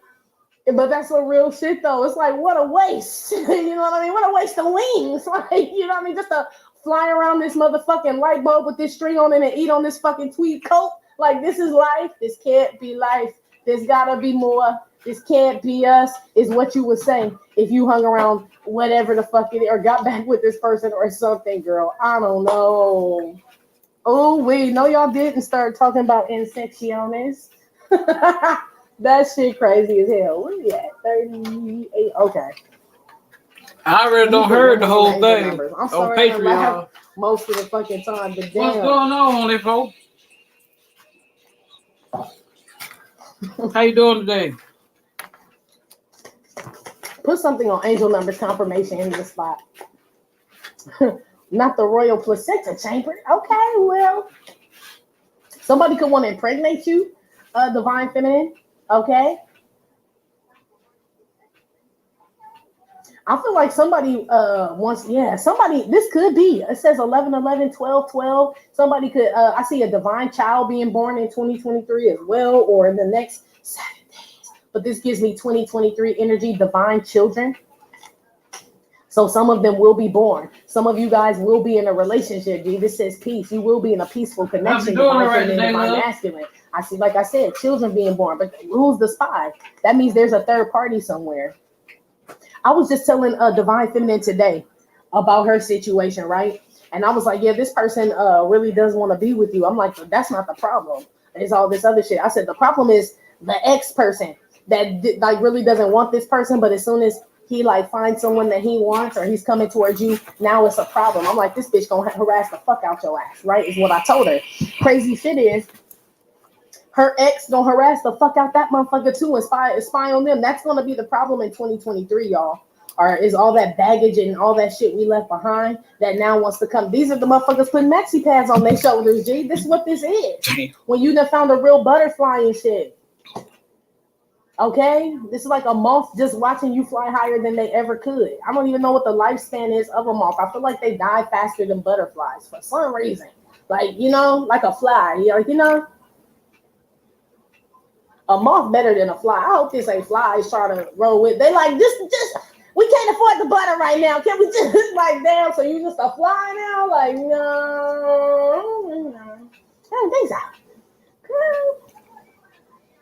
I see a peaceful birth out here, like so you could be having this baby at home, or just the ambiance is nice, or something is real easy. A birth of a baby, or some coming together. Divine feminine, divine masculine. Something's gonna be easy for people to come together. Like the baby is having it is the easy part. Raising it is the hard part. Coming together is the easy part. Staying together is the hard part. Right. Because I see some haters out here.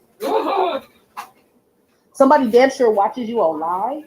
This could be a new love that watches you online. Divine feminine, divine masculine. This is somebody you've never been with, but it's a masculine watching.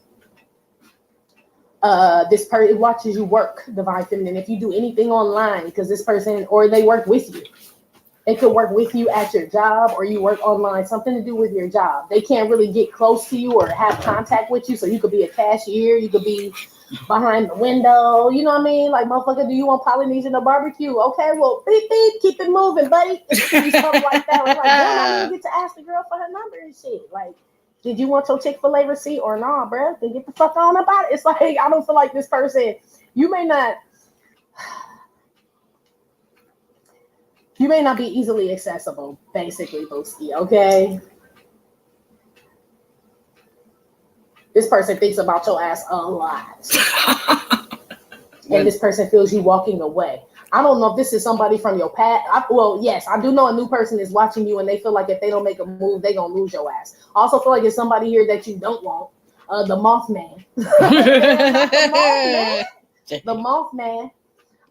That's going to try to convince you that his wings are butterfly wings and not flats and drumettes and shit with a side of blue cheese and shit. Like, why do you smell like buffalo sauce if you're a butterfly? Like, buffalo fly, butterfly, they're the same. Somebody's gonna try to make you feel like, girl, I'm done. That's them. That's them.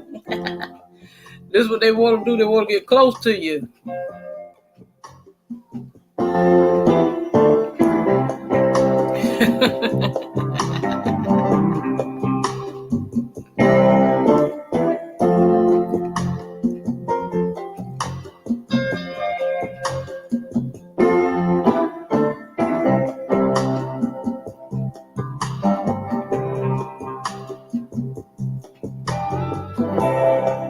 Sitting here in this chair, 422, waiting on you. oh baby, To see things my way. You don't know nothing about this, the bomb, Mom. You don't know about this. you're going my way.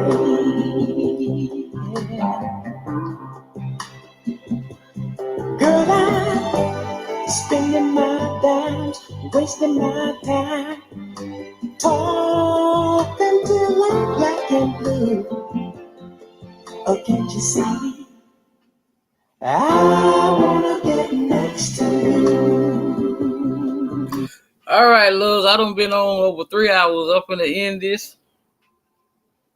I might come back on later on. I don't know. It'll probably be late tonight, maybe. But I'm finna go ahead and end it, y'all. I hope y'all enjoyed this live stream. So you know what to do. Hit the like button, share, subscribe, and make sure y'all subscribe. Well, I know you already subscribed to the Ghetto Nun, the Bomb On. Go over there and holler at the Nun. All right. Go there, my love, so you never go without. As above, so below.